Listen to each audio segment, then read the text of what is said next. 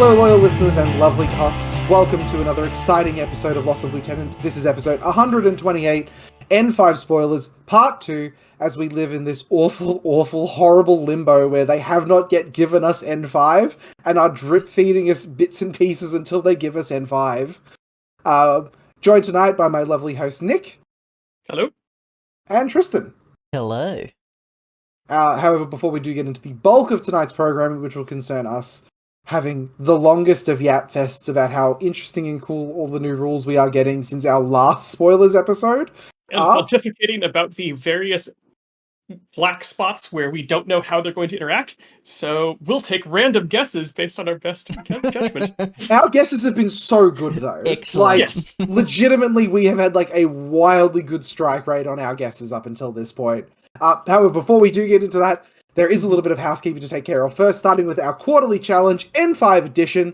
Starting with the N5 wish list, we want you to send us your ideas for how you would improve the game of Infinity in N5. How would you have changed Guided? How would you have changed Martial Arts? How would you have changed Fire Teams? We want to know what you think and what you think of CB's changes. What new skills, new weapons, and new profiles do you envision for N5? There is still so much we don't know yet. There is still so much room for people to make wild guesses that turn out to be accurate. It's actually kind of insane still. And after that, we are looking for your first impressions of N5. We are looking for your first battle report of your first game of N5, and a battle report after a few games of N5, and the way you can most creatively use the Operation Sandtrap to reign, where hexagons reign supreme. And we want you to send all of those submissions to lossoflieutenant@gmail.com. And if any of you do wish to hang out with us as we record these episodes, ask questions in the chat, and sometimes get episodes a little bit early, depending on whether or not we can functionally record them early, because we are human beings, head over to patreon.com/lossoflieutenant, and you can become one of our lovely cocks. We love our cocks. We cherish them all. And I'm going to pass off to Tristan, as he is going to run through the upcoming events that are hopefully going to be N5. Hopefully. All right, guys, you've heard it all before. CanCon 2025, the Infinity Nationals on Australia Day weekend in Canberra, Exhibition Park. However, we have missions. We have the missions, and they are as basic as they can be. We have acquisition, unmasking, supplies, firefight, and decap. Yes, guys, you heard it right. Day 2, after your big bender Saturday night, you're fucking hammered, you go to bed at 3 in the morning, you wake up 5 hours later, you're playing firefight, and then decap. It's just punching each other in the head as hard as you can. Like, it is just 3 hours of, like, being handed a claw hammer and going, remove brain from skull, good luck. The funny thing is, I think Firefight and Decap have, like, for some factions, wildly different lists. Yeah. Yes. Yep. So it's not like, ooh, kill missions? No, they're different for that. All right. Hopefully that's N5. We'll pop a little asterisk on there. The nice one, the one that everyone should sign up for, which is happening next weekend, is the Risky Rollers Annual 2024. It is our custom mission tournament. We have Biosample, which is flipping switches with lethal side effects after the first flip. We have a Song of Ice and Firefights, which is highly classified, but with the Resilience Ops Tactical Objectives deck. And then we have Mega Turret. All hail the Mega Turret. Mega Turret is looting and sabotaging, but you stapled a big fuck-off gun to it and gave it 4 wounds. Everyone who comes gets a lovely custom-printed Mega Turret just for themselves. 14th of December, so next weekend, Gaming Arena, $50 tickets, including a catered lunch. All profits go towards the Smith family, which helps young Australians overcome educational inequality caused by poverty. If you'd like to buy a ticket, head over to the Risky Rollers websites. Unfortunately for me, tickets are available all the way up to midnight the night before, so... Why would you do that to yourself? Because he's not selling the tickets. Not selling the tickets. Yes. So when we get into the episode, guys, if you hear anything that you absolutely despise and you have to yell at us, hop over to our Discord into the episode discussion little chat and just start rage typing at us. We fucking love it. Or if you want to praise us, you know. We'll take that too. We'll take Absolutely. it. 1 in every 10. We just read the good comments and fucking, yeah. All right. Yep. All right, before we do get into this, everyone, look at Tristan. Tristan, take a bow. The very first thing we are going to talk about is something that You absolutely fucking nailed in your random prediction of like what this would be. You nailed it. Yeah, guys, go back a week to our last episode. Around about in the middle, I was like, "What the fuck? Oh my god, ancillary remotes! This gives me an idea." And it is. This is. Yep. If you couldn't tell, the first thing we're going to talk about is TAGCom. Tristan, take us away. All right, guys. If you haven't heard it, you haven't looked at the little sneaky army lists, we have tags. Now we have tag pilots, and they are completely separate profiles, which is like, okay. So, what are tag pilots? They have a little rule called TAGCom, and they give Rem Racer style buffs to all tags in the same combat group as them, which is quite interesting. It's not one tag, it's all tags in the same combat group. The bonuses are not cumulative, obviously. And it does have to be the same type of tags, though, because you can see that there is like the Mechazoid pilot and the Oyoroi pilot. So I'm assuming... I don't think so. Because that's the proper name of it, not a tag or not a keyword. There's no way that your Mechazoid pilot can buff an Oyoroi. 100%. 100%. No, I'm taking the under on this one. They don't have different buffs. They just for some reason are a different type of specialist and have different kit. It has to actually be different. There's no way the Mechazoid pilot buffs an Oyoroi. It is a bit weird, isn't it? I would be so mad if that's the case. I think 100%. Yeah, so we now have tag Rem Racers.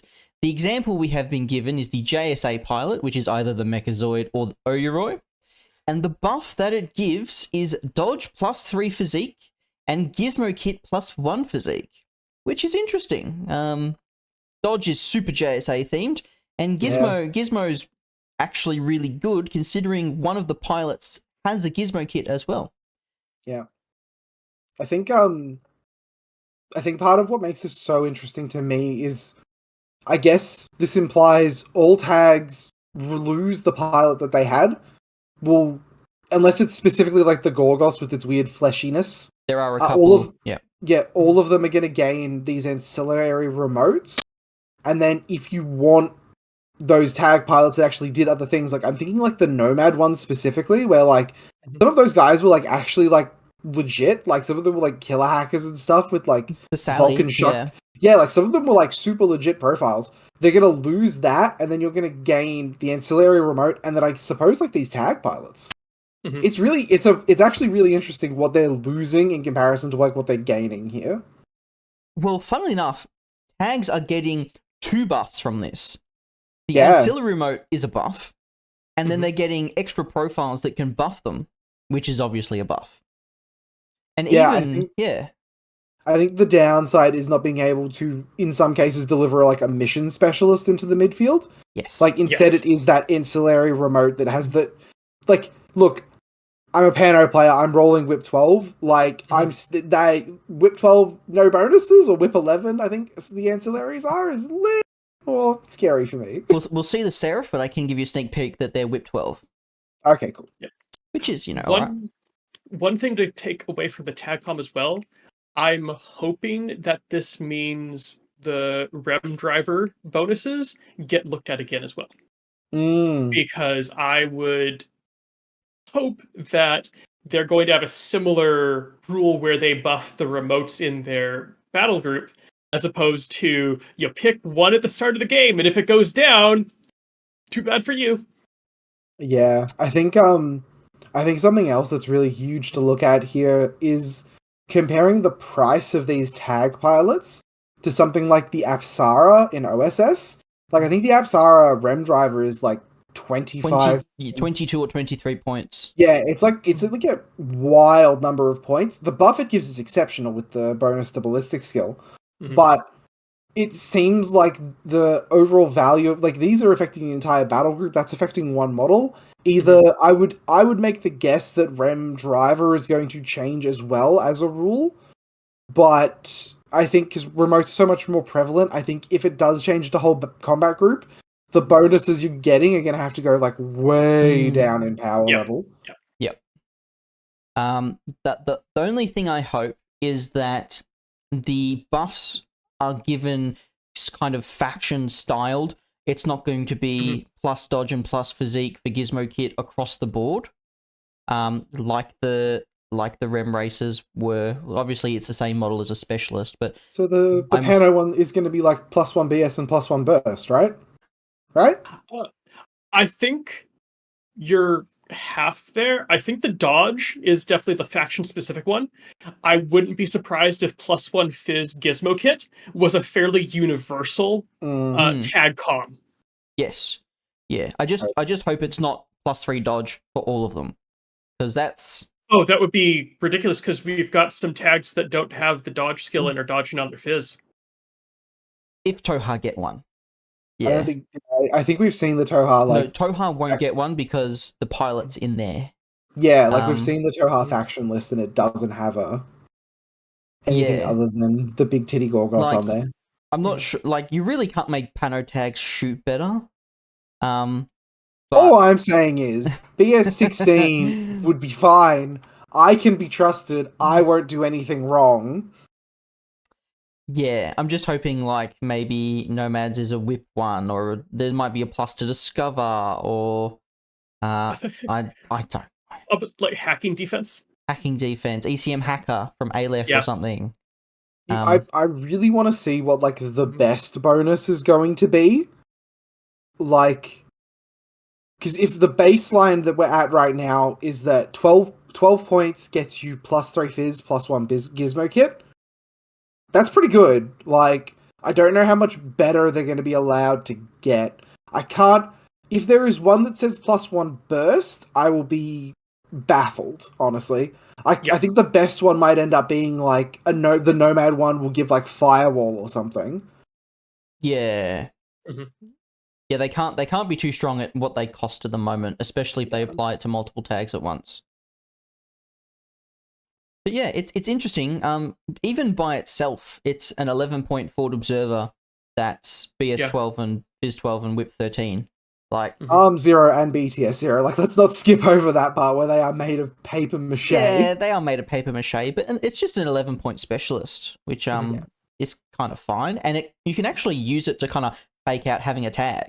You have your reserve drop, and you pop down the tag pilot, and they go, "Oh, you must have a tag then." And you go, "Nah, bitch, it's Shinobu." You're like, I wish we had have looked at the list before this. I'm curious if Yujing have one, because this might help vanilla Yujing, who currently sort of has a problem with like its specialist choices.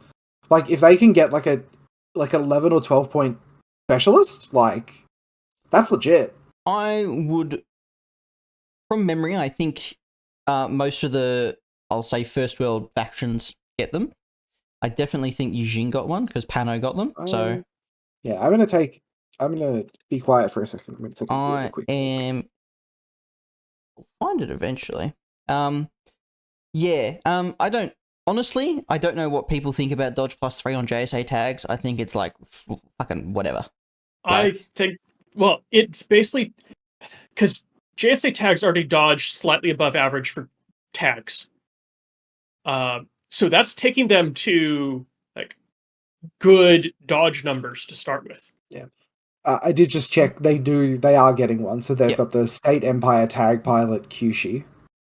Yeah. JSA pilots tag dodge well. I don't know how applicable dodging mines. You're a tag.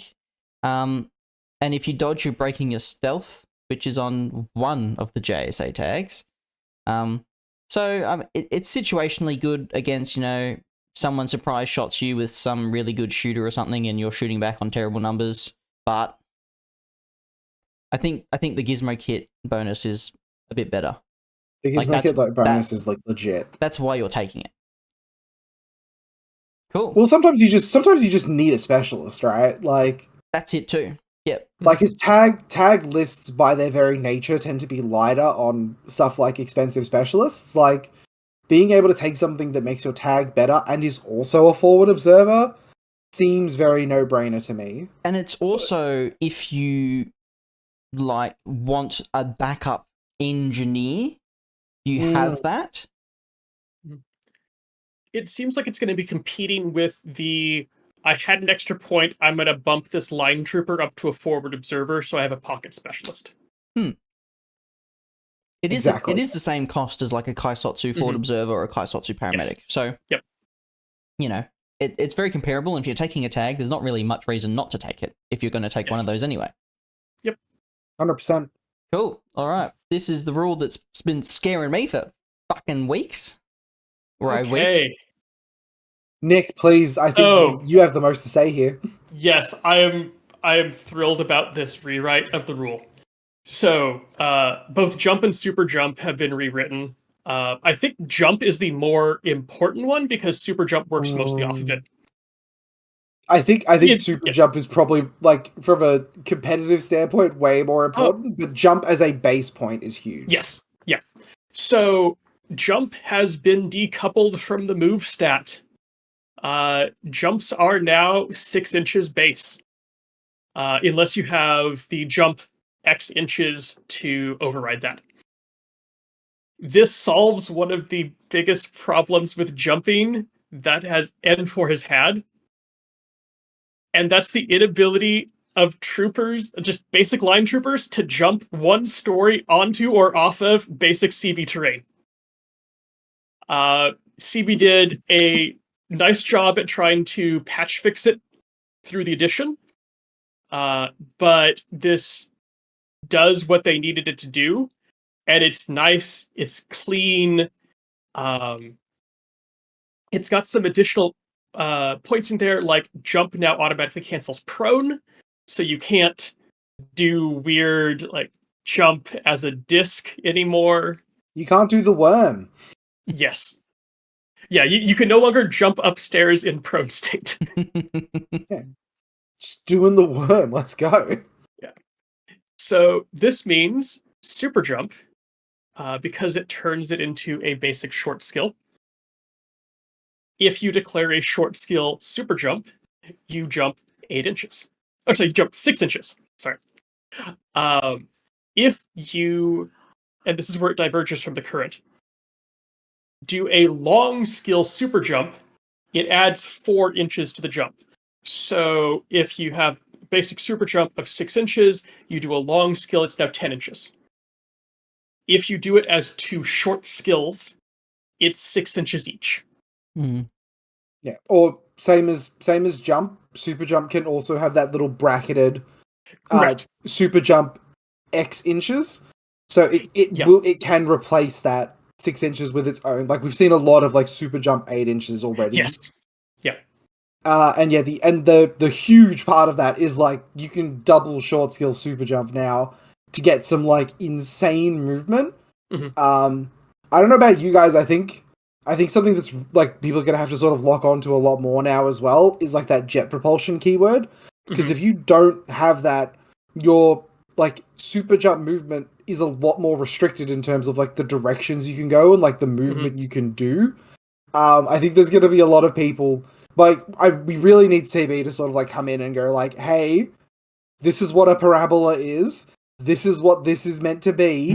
Because I've already seen some people being like, you know, technically, if I like deviate like this much off of the ground and I like end up upside down, that's technically a parabola. It's like, oh, for fuck's sake, we're doing this. Yeah, remember all of these little previews that CB has given us start with the note, this is an extract from X rule in N5.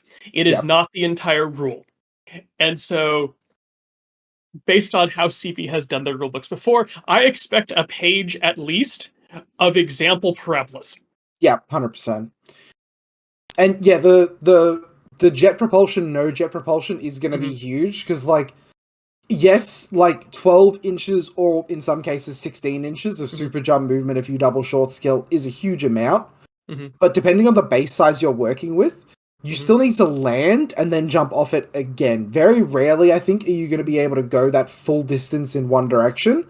You're going to end up needing to, like, jump in, like, right angles and stuff like that to, like, make the distance work. Well, and that's where having a different option for a long skill super jump as opposed to 2 short skills now makes a difference. Because if you don't have something in that 8 inches to land on, say your buildings are 9 inches apart, or you have a fat base, You just do it as long skill. Now that 8-inch super jump becomes a 12-inch super jump, and you don't have to worry about landing somewhere halfway. I'm so excited for this rule change. Like, I don't know about you guys, but like, for me, the two rules where I sort of just trusted what my opponent was saying because it a lot of the time sounded like they were cheating. Was super jump, regular jump, and like climbing plus. Yes. Like, my opponent would just sort of say stuff, and I go, I don't know, you said like a big thing of word salad, but I trust you, so. Usually I would, especially with, I think more with climbing plus, basically tell my opponent, I'm starting here, I want to end up here, I've got this many inches of move and super jump. That look roughly correct? Yes? Okay. Yeah.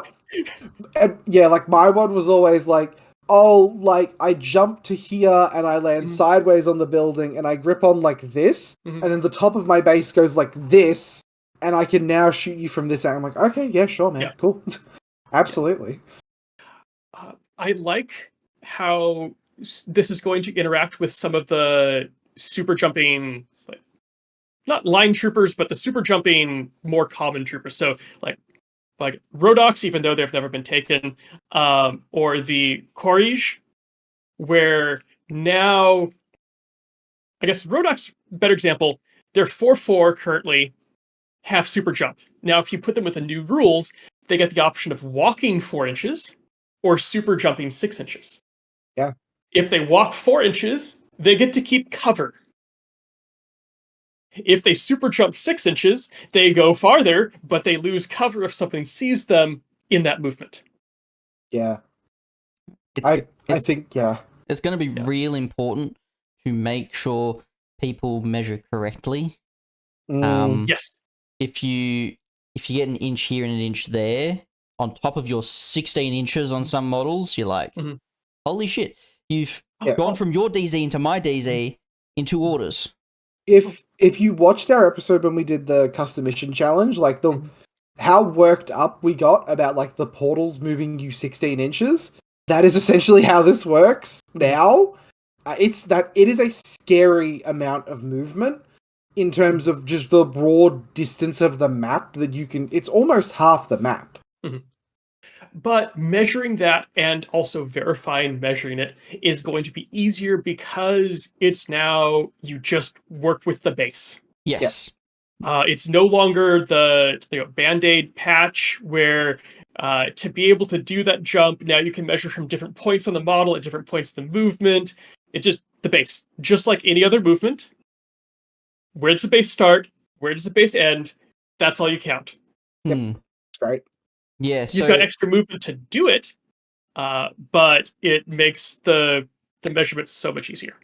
100%.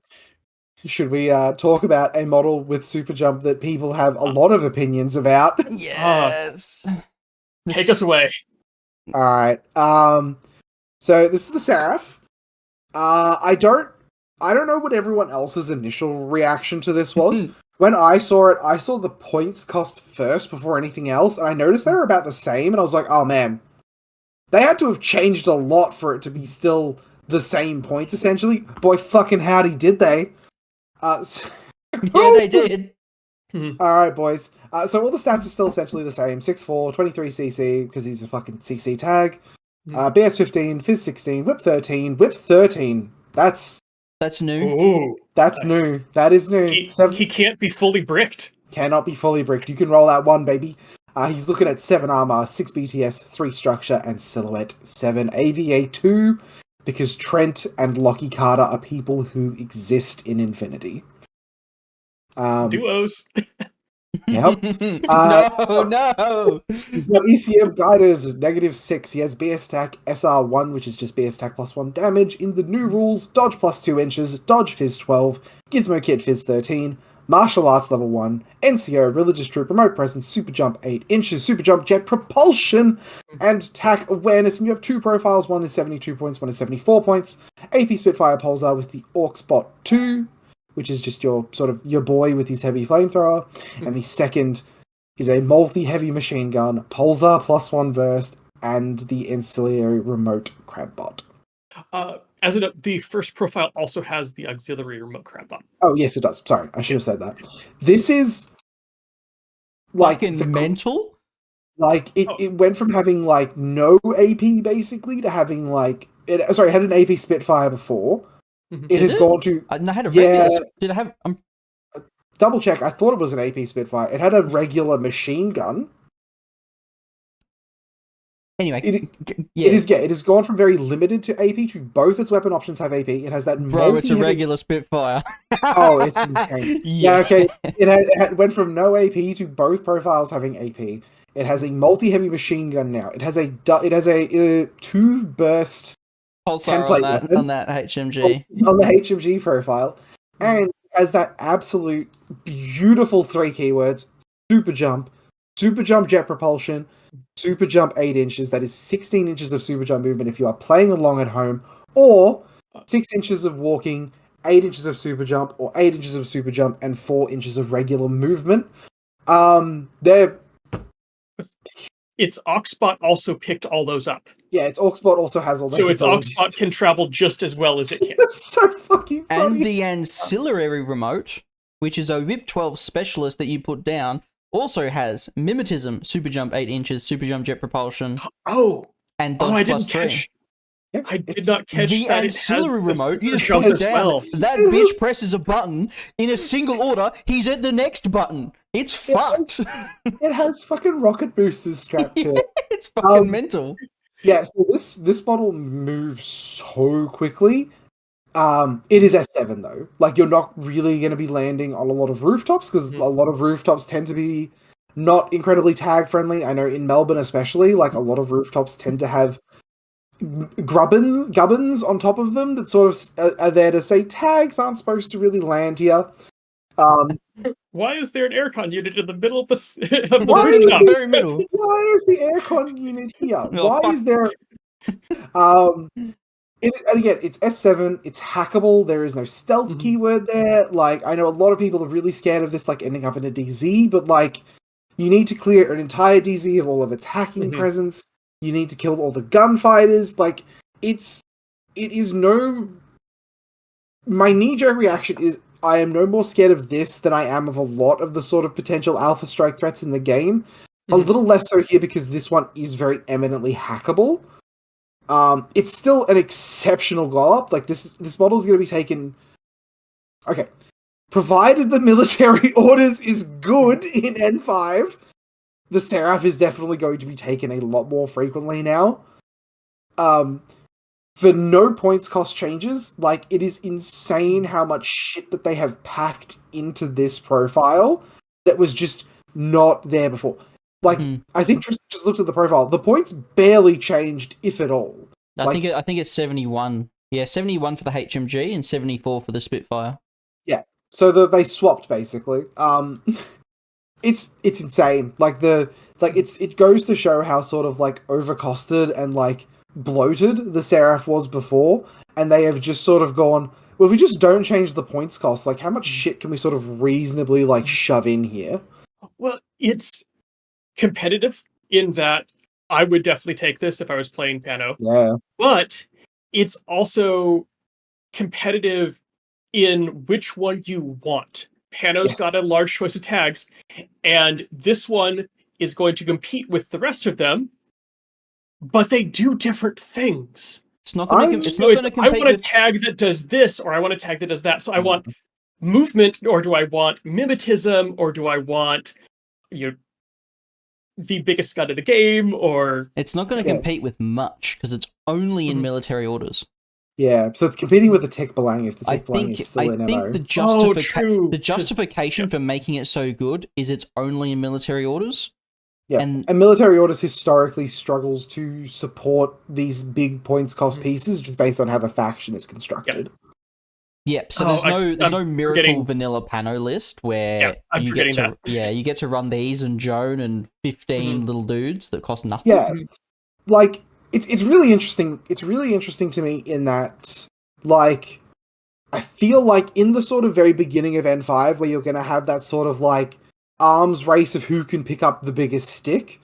I think a lot of games are going to be won by a Seraph like It's like, oh, I didn't know it could go 16 inches in a straight line, and it is now in my DZ. I think at the start of the edition, the Spitfire is probably going to be the better option, just because of those better range bands for when you are in those sort of more up close and personal situations.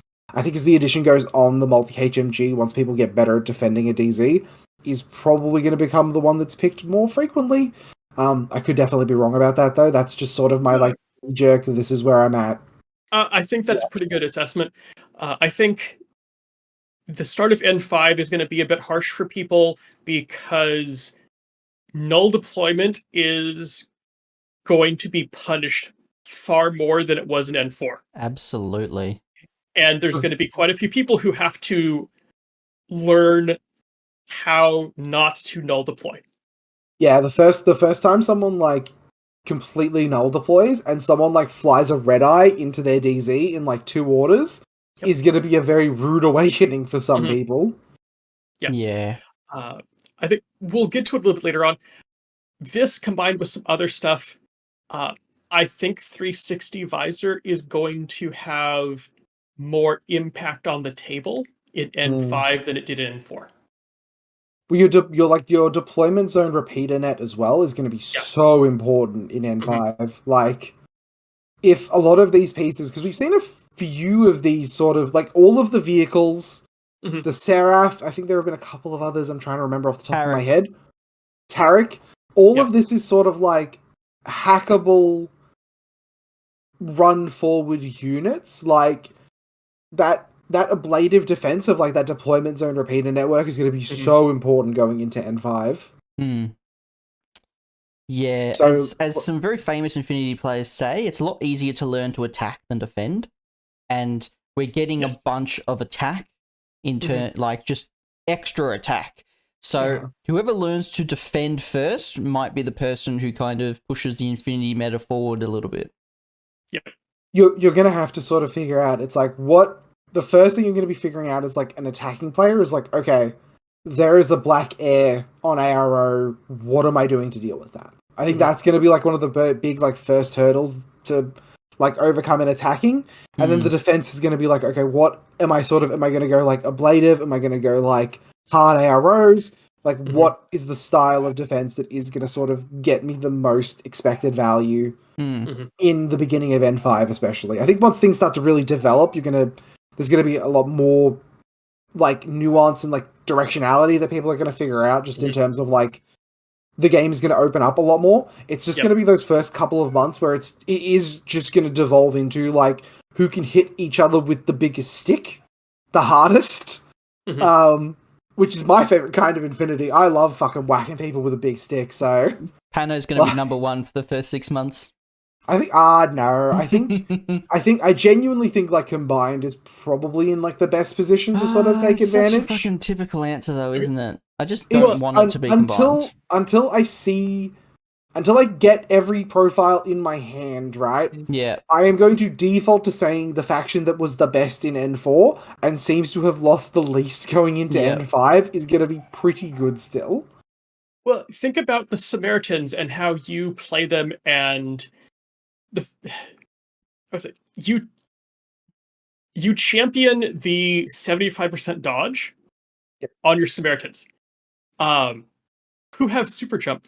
Yep. So now you'll move 6, and instead of doing a 75% chance to dodge 4 inches, you just move 6 again. I just move 6 again. It's great. No. So again, did you nullify?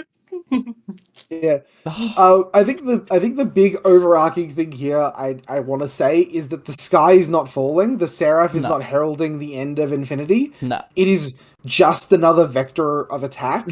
Everyone is going to adapt to this, and it is just going to become another tool in the box of one faction.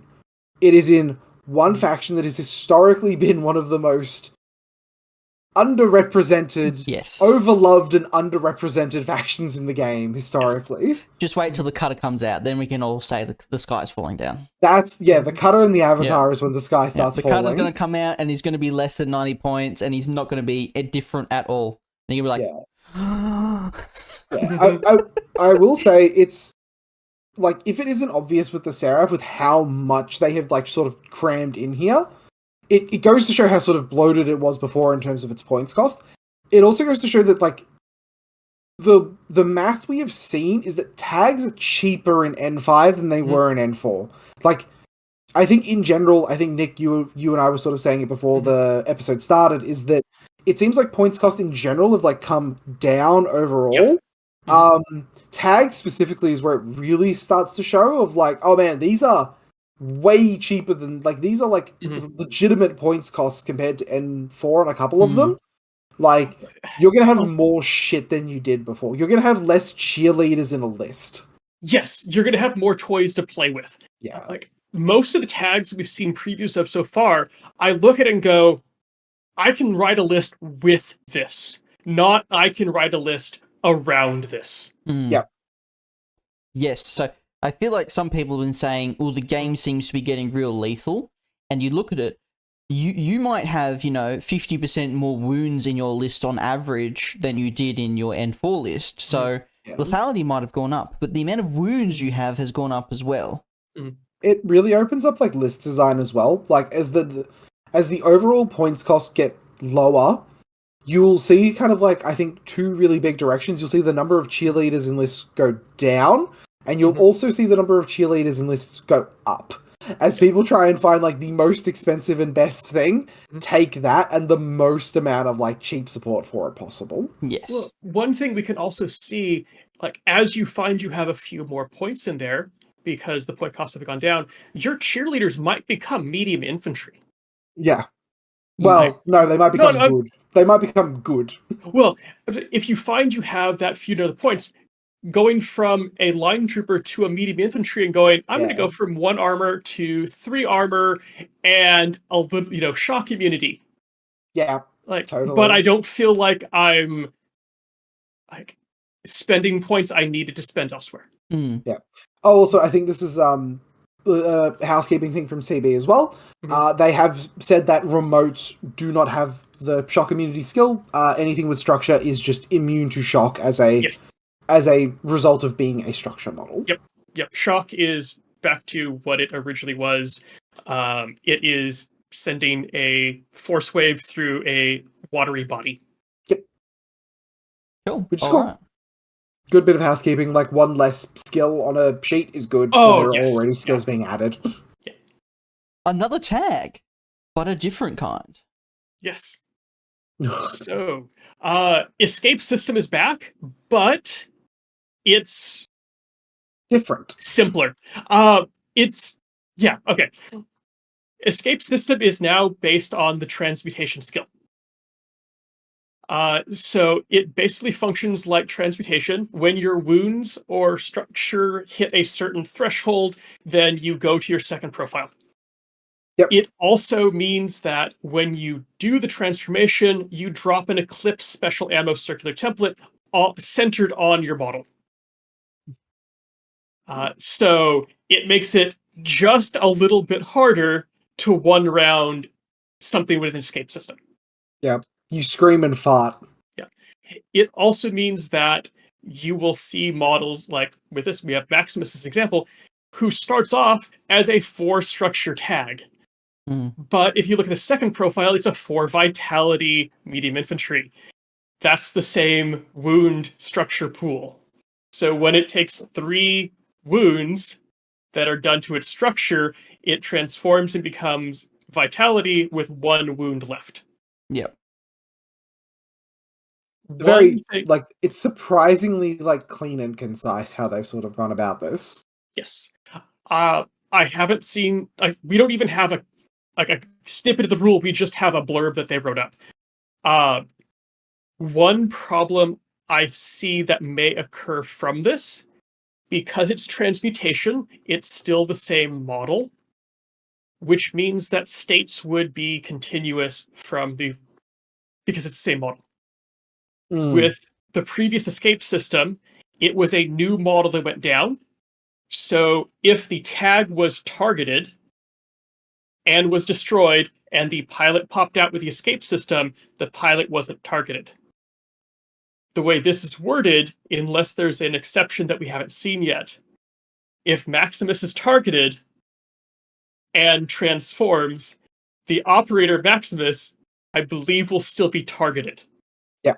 Probably. Yeah.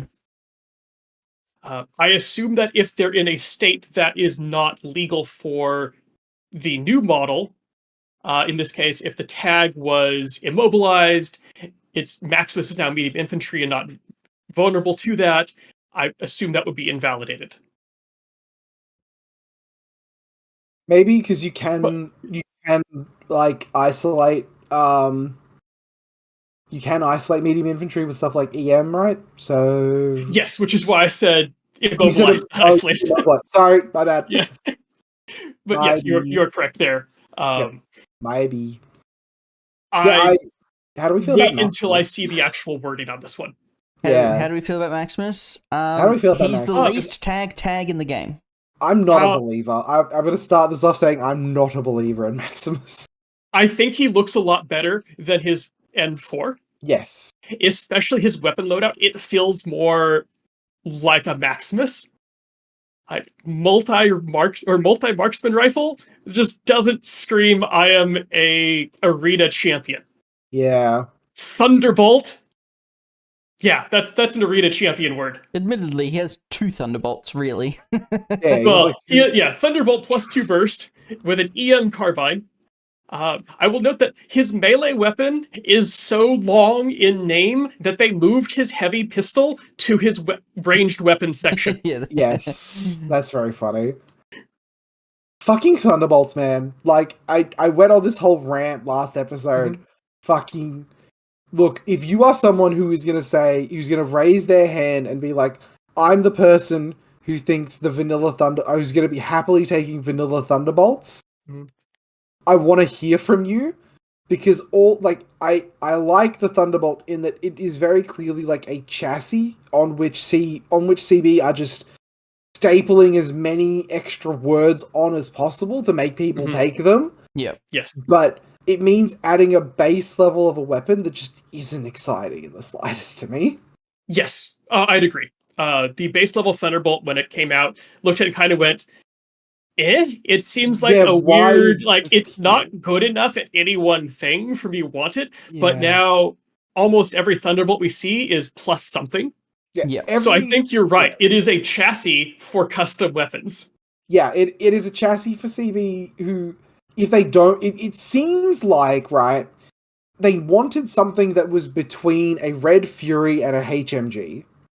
Yes. Like... There were like Red Fury, HMG, and we don't want SWIC cost associated with it generally. Yep. So they're like, what's the best we can do? It's like, 2 burst, I guess, because like the Mark 12 exists. Yeah. And it's like, does it have any abilities? No, but it has like good range, man. It's like, okay, cool. Yeah. And then we can strap on as many keywords as possible to make people actually want to use it. Yep. Yeah. I think Maximus is fine. I was curious initially about the whole Thunderbolt plus 2 burst, because like, isn't that basically an HMG now? But in listening to Rob Cantrell's video last night, he pointed out one important thing: it does not have suppressive fire. Yeah, and it's also Maximus has no suppressive fire weapons anymore. 1 less damage as well, which is really important. And then it gets +1 damage, but yeah. Well, just in general, the difference between like the HMG and the Thunderbolt, right? Correct. Yeah. So Maximus has no suppressive fire. He has no AP. That's what sort of like skewing me off of Maximus is like no AP is like that's a hard sell on a damage 15 gun. His AP is his punch. Yeah, his AP is his punch, but like I really don't want to walk my hackable tag into punching range, either in the midfield or in my opponent's DZ. Yeah. He's like, again, if you get him into punch range, he punch really good. Like he punch great. Like, well, and also if you could remove those hacking and BTS attacks or BTS threats, he's immunity armor. Yeah, immunity armor's big. Again, I'm definitely looking at things that are immunity arm with a bigger eye than I am anything that's immunity BTS. Like, armor is just such a universal stat in terms of the things that affect it. Specifically, anything that, like, usually is afraid of something that hits their armor.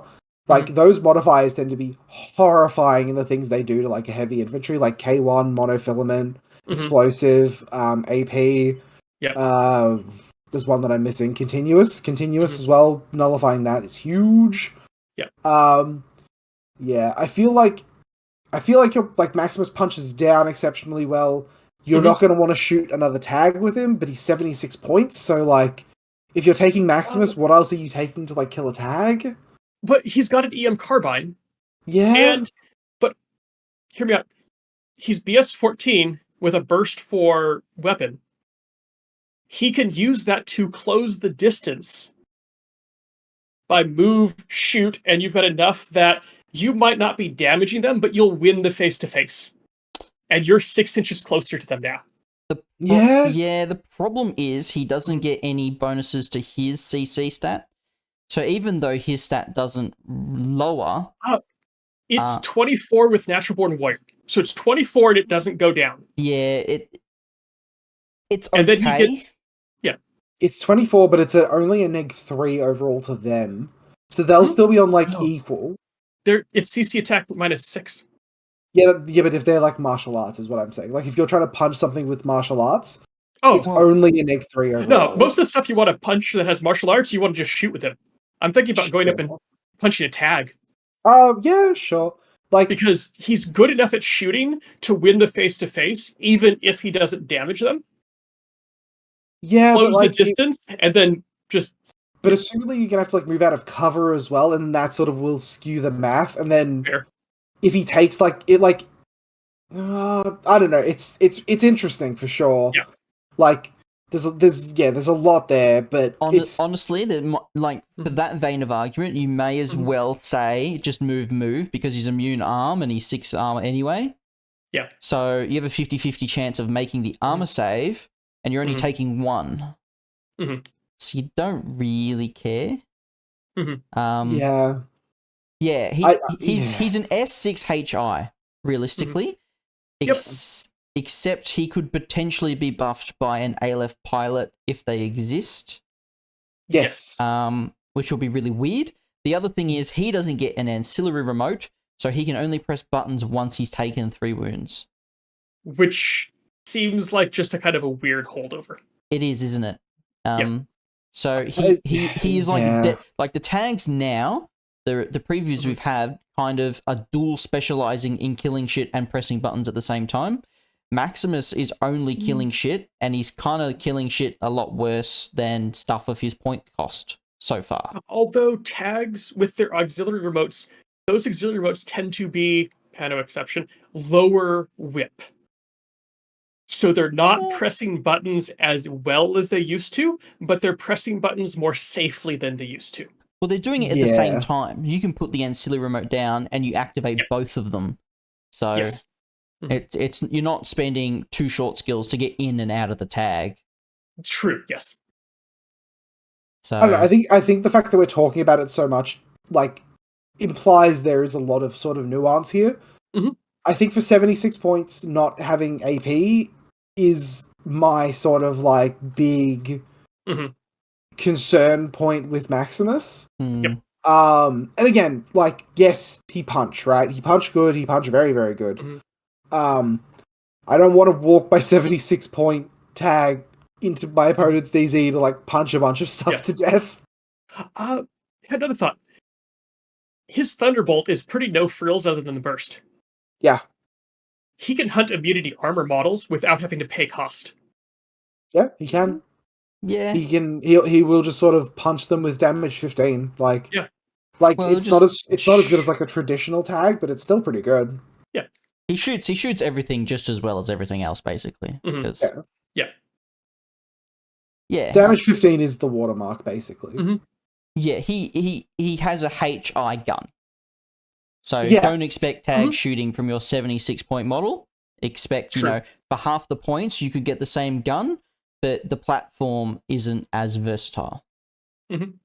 Yeah, it's just like the failure case for Maximus is sort of you win a bunch of face-to-face rolls and you sort of just like wet noodle off like a hard ARO piece sometimes. Fair. Yeah. Like you don't want to shoot you don't want to shoot like a black air with him is sort of is where I'm at. Oh, Is that absolutely not. Mim, like the Mim 3? Like, yeah, it's one of those things where you're sort of just like, oh, I'm not entirely sold Yeah. on the I power think fantasy. your summary there of he punches down very well probably Yep. summarizes He's it a well. very big Achilles V1. Yes. Yeah. That's a very good way to explain it. Mm-hmm. All right, Onto guys. something we're probably going to talk about way less. Okay. So notice this little detail, or more lack of. The Barsuk has Decoy on some of its profiles, and in N5, it looks like Decoy no longer has a number next to it. More like the Barsuk. So Ayo. in N4, Decoy always has the 1 next to it because there is a Decoy 2 skill that doesn't exist on any model. So What the my CB guess thing to do? is CB is just pruning that out. Yep. So whether this becomes Decoy is always 1 decoy or Decoy is always 2 decoys, kind of doubt that. It looks like they saw it and went, we don't use it, we don't see design space for it, we'll just prune it out. It was a holdover from N3 where there was Mhm. Decoy 2, and they went to N4 and went, we don't want any model, we don't really have any models with Decoy 2 right now, but we might use it in the future maybe. So they had Decoy 1, and they went, Decoy 2 seems like hollow projector. So Correct. Yes. So we just yeah, reuse it. Decoy 2 is basically hollow projector 1 use. Yeah. Yeah. Yeah. So Yeah, I don't think there's a huge amount to say about like the profile it's attached to either. Like, they're fine. I said Camo Decoy Flamer in the DZ is a great corner guard, and it complements Tax playstyle really well, because I don't think we'll see as many Kazakh links anymore. Yep. Probably not. I think the thing that like tells me it doesn't play well into sort of the tack shell games is that you know what it is immediately because there's no mimetism. Correct. But it's also 11 points. Yes. And it just provides an additional layer of I know there's a heavy flamethrower sitting in one of those positions, and it's not likely to be a position that you can see from outside their DZ. Yep, It's going to be a position where if you advance into their DZ, it will pop out. It's Tax response to the deployment zone DZ increase. Yes. Because you have the 10.5-inch heavy flamer within 8 inches, so you're expanding that range to cover the back of your DZ by like 25 inches. Yep, totally.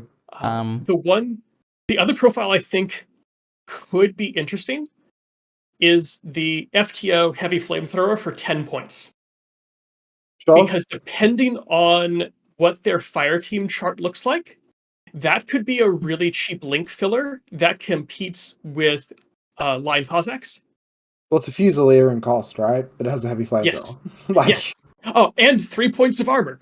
Yeah, and 3 points of armor. So, for those not looking at the slide, Barsuk are basically tack grunts. Yep. With a couple slightly changed profiles. Yep. So 4-2 move, 3 armor.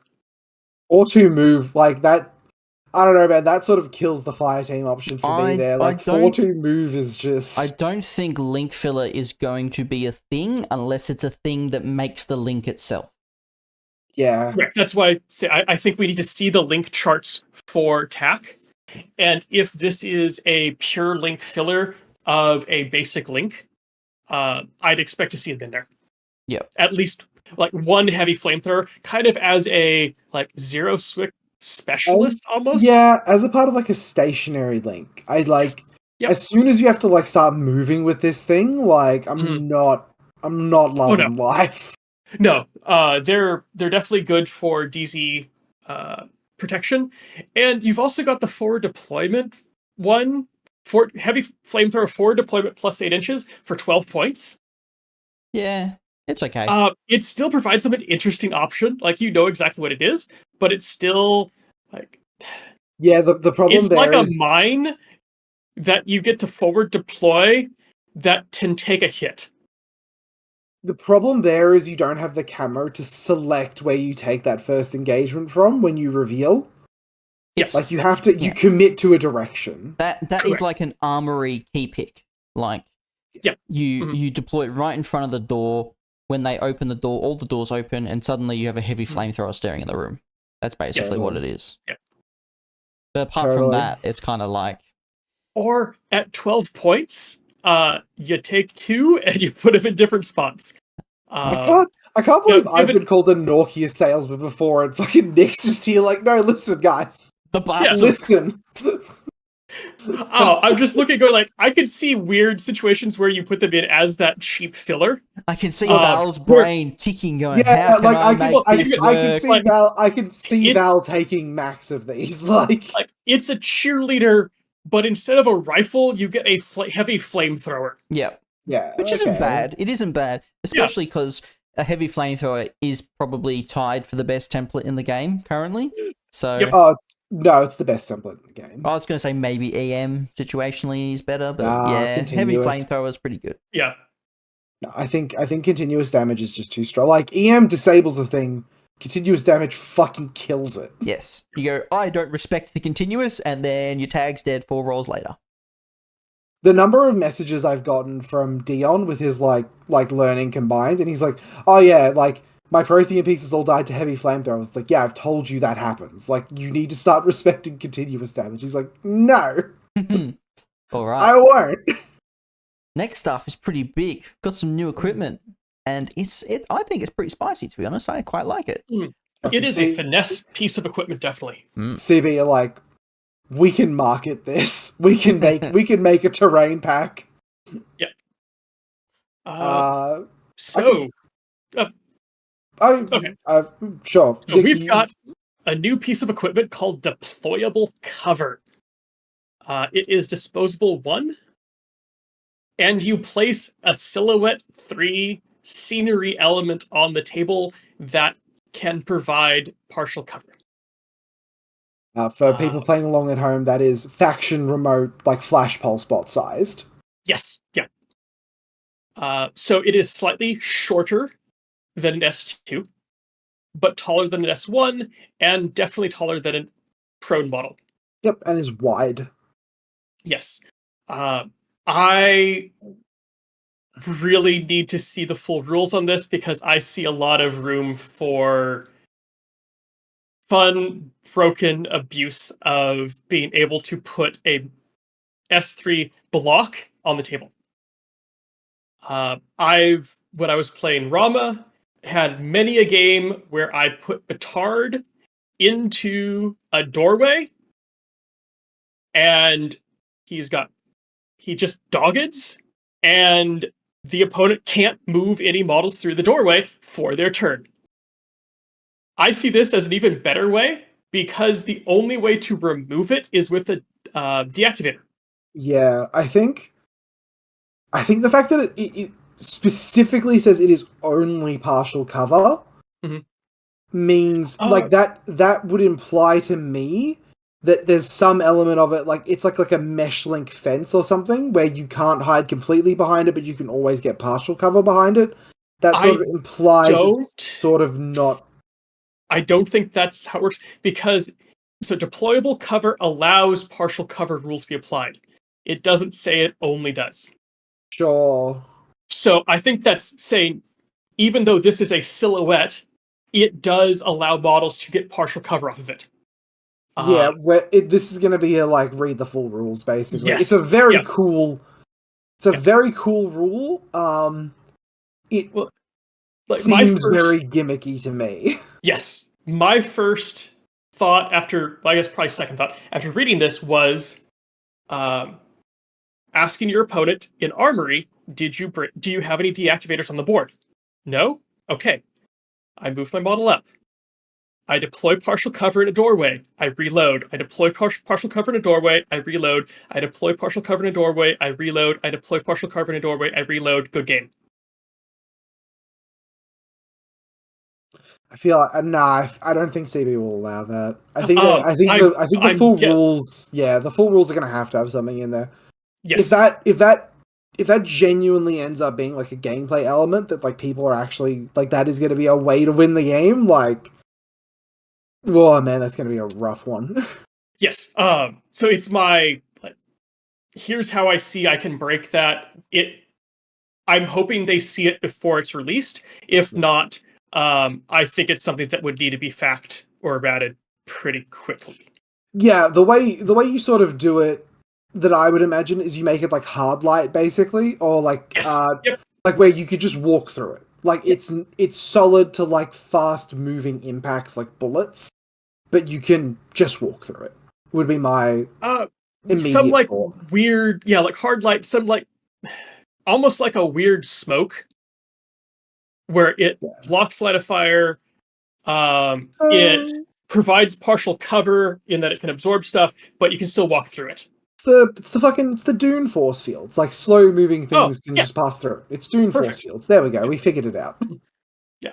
The model it is attached to, though, the Sophotec, I don't think I've heard of like a more maligned profile. Like, yes. Yeah. people hated the Sophotec. Like, and fucking love Pavati. yeah, it was the Sophotec was like, it was a massive like a new player trap as well. Like new players would see this and go, "Oh man, it's an engineer, a doctor. It's one, which is so good." And then like some grizzled like veteran will be like, "No, you listen to me, you little shit. She is she is awful. She's terrible. Never take her. Look how many points she is. Look at these awful skills she has." She got a fucking glow up. So Sophotects, you see that they are in ISS, Aleph, and Operation Subsection OSS. She's Move 6'4", CC 13, BS 11, Phys 11, Whip 15. Was she Whip 15 before, or was she Whip 14? Her stats are the same. Her stats are the same. Cool. Arm 2, BTS 3, Vitality 1, S2. Equipment! Deployable cover, Gizmo kit, Med kit +1 burst. I want people to take note of that. Med kit +1 burst, I think we've talked about it before, has gotten much better in N5 because you cannot naturally achieve a burst 2 medkit in a fire team anymore. You only get like the pseudo burst. So anything that provides that second burst on a medkit, you need to take like a second look at that if it is any sort of like linkable model, especially. Even unlinkable. Even unlinkable, especially as well. Medkit +1 burst is better than a linked medkit now. Yep, which is good. That's so good. That is so good. It's good for the health of the game. Not good for people who played more rats. Yes. We've got a +1 burst medkit still. Yeah, I love the Rindak too. Special skills. She has Courage, Doctor, Dodge +1, Engineer, Reroll -3. I have thoughts about this. Immunity Shock, Jump 8 inches, and no wound incapacitation. She got Shock immunity, finally! Yay! Woo! Yep. I have thoughts about Engineer Reroll -3. So we don't actually have the rule card for this. What it implies to me is that you get to re-roll your die at a -3.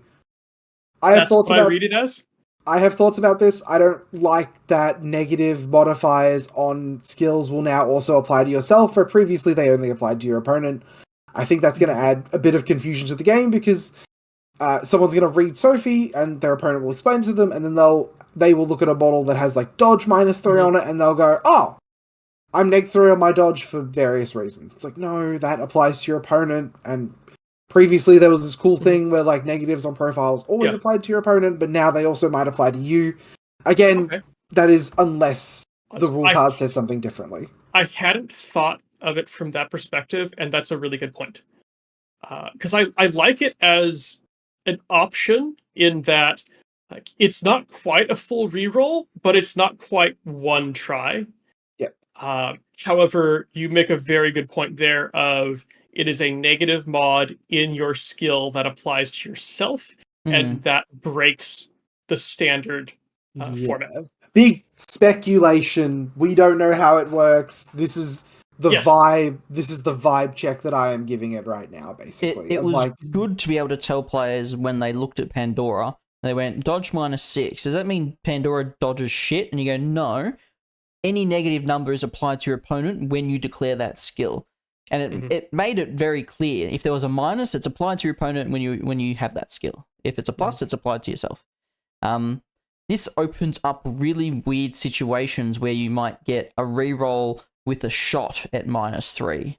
Or like a reroll with a shot at -6. And it seems a bit messy.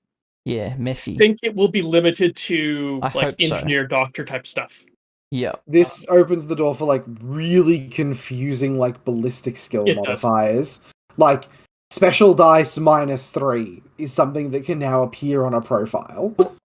No, do. Well, That even, is.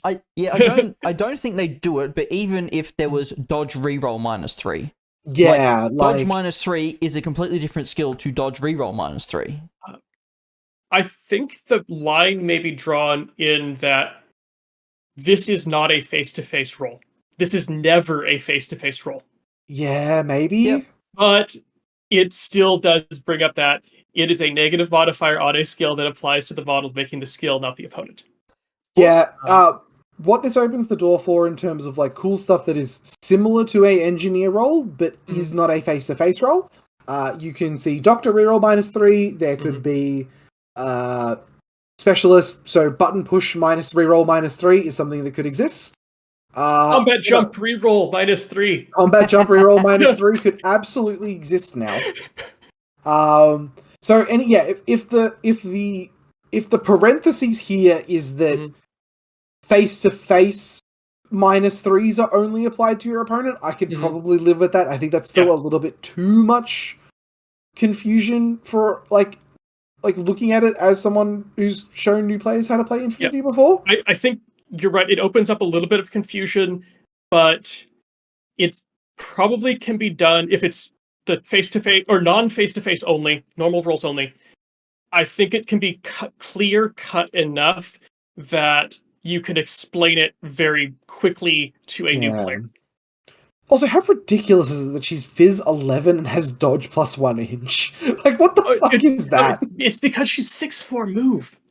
That's the same reason she's got jump 8 inches. Like, that's another thing. She long jumps 8, which is like decently okay to get on a roof or whatever.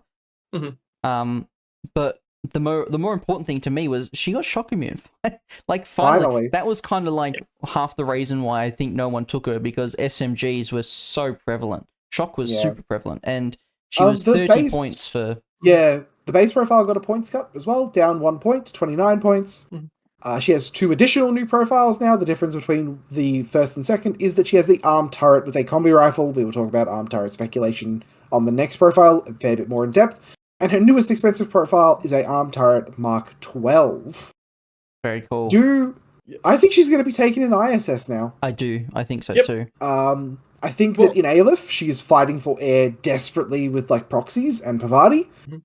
So I think she's unless Pavati is terrible and proxies are like nerfed significantly, I struggle to see her finding space in OSS and vanilla. She looks like she does what I would do with a Monstrucker. Yeah. So it's a defensive model that's there for recursion and has something to do to solidify your deployment zone if you don't use her to heal something. Yeah, totally. Because for only 3 points, you get the armed turret combi rifle. I would... And... like, depending on what beyond that, she's a 2-wound doctor engineer. Yeah. I think in terms of the proxies, I think it'll depend. Her seeing play in like ALEF and OSS will depend on how, not necessarily the proxies get nerfed, that there might be 3 proxies you want to take more than the Mark 1 Doctor Engineer. Well, the Mark 1 Doctor or Engineer. It's not a Doctor Engineer. Well, let's say Mark 1. Then the Mark 2 through 5 might be more compelling to take those and then take a Sophotec. Because she has such a widened tool set now that she's not just a Doctor Engineer. She's but then a little bit more. The second hurdle there is Pavati. The hurdle is Pavati. Pavati might cost 4 or 5 points more and just be stupidly amazing, in which case people will take her instead. Yeah, if Pavati becomes like a real option, like I can't see the Sophotec existing over her. Unless we're all dumb and like Pavati isn't actually in like OSS and vanilla, which is entirely possible. We've been wrong about things constantly. It could be that Pavati is kind of the more shooty Sophotec, having the full natural 2 wounds and the +1 burst machine gun, or the submachine gun. And 2 structure, sorry. The Pavati might not get the turrets. So the Sophotect might Mhm. That might be the niche. Yeah, it might Yeah. solidify herself more as the DZ defense or the Yeah. toolbox more than Pavati. Sure. And that seems to follow some of the motif we've seen from CB so far, is you may have two models that seem similar and do a similar role, but they've got a distinct difference in them. And that's enough to say they're both viable, but depending on what I want them to do, the nuances I want them to do in the list will determine which one I take. Yes. Alrighty. Jordan, it's time for your favorite profile? Your second favorite profile? Oh, One of your favorites. yeah, it's one of the most interesting profiles, certainly. So if you guys saw, this is one of the Beyond models, I believe. Right? I think this is one of the Beyond models. It's like this, the Blink team, and like the Hekatari, the Beyond stuff for Pano. I think so. Yeah. I think you're right, but you know better than me. Yeah, we're looking at the Fireflies, Clandestine Demo Squad, Move 44, CC 17, BS 13, Fizz 11, Whip 13! Yeehaw. Woo. Pano not dumb anymore, me am smart now, SMRT baby! 2 armor, 6 BTS, 6 BTS is a really big number, 1 vitality, structure 2, AVA 2. Skills! We're gonna skip over the first one. You got base attack SR -1, so play a base attack +1 damage, shock immune, stealth, NCO, natural NCO, which is the kind of NCO I like. Get that optional shit away from me. And terrain total, which is a bit of a fluff skill, but has been relevant in the past. Let's talk about Albedo. From the Firefly video, it was said by CB that Albedo now applies to both MSV and also to marksmanship troopers, which sort of implies that, like, the marksmanship skill relies on, like, sensors or something. Like, there's a fluff reason there of, like, why. Yeah, it's a technological, not a skill.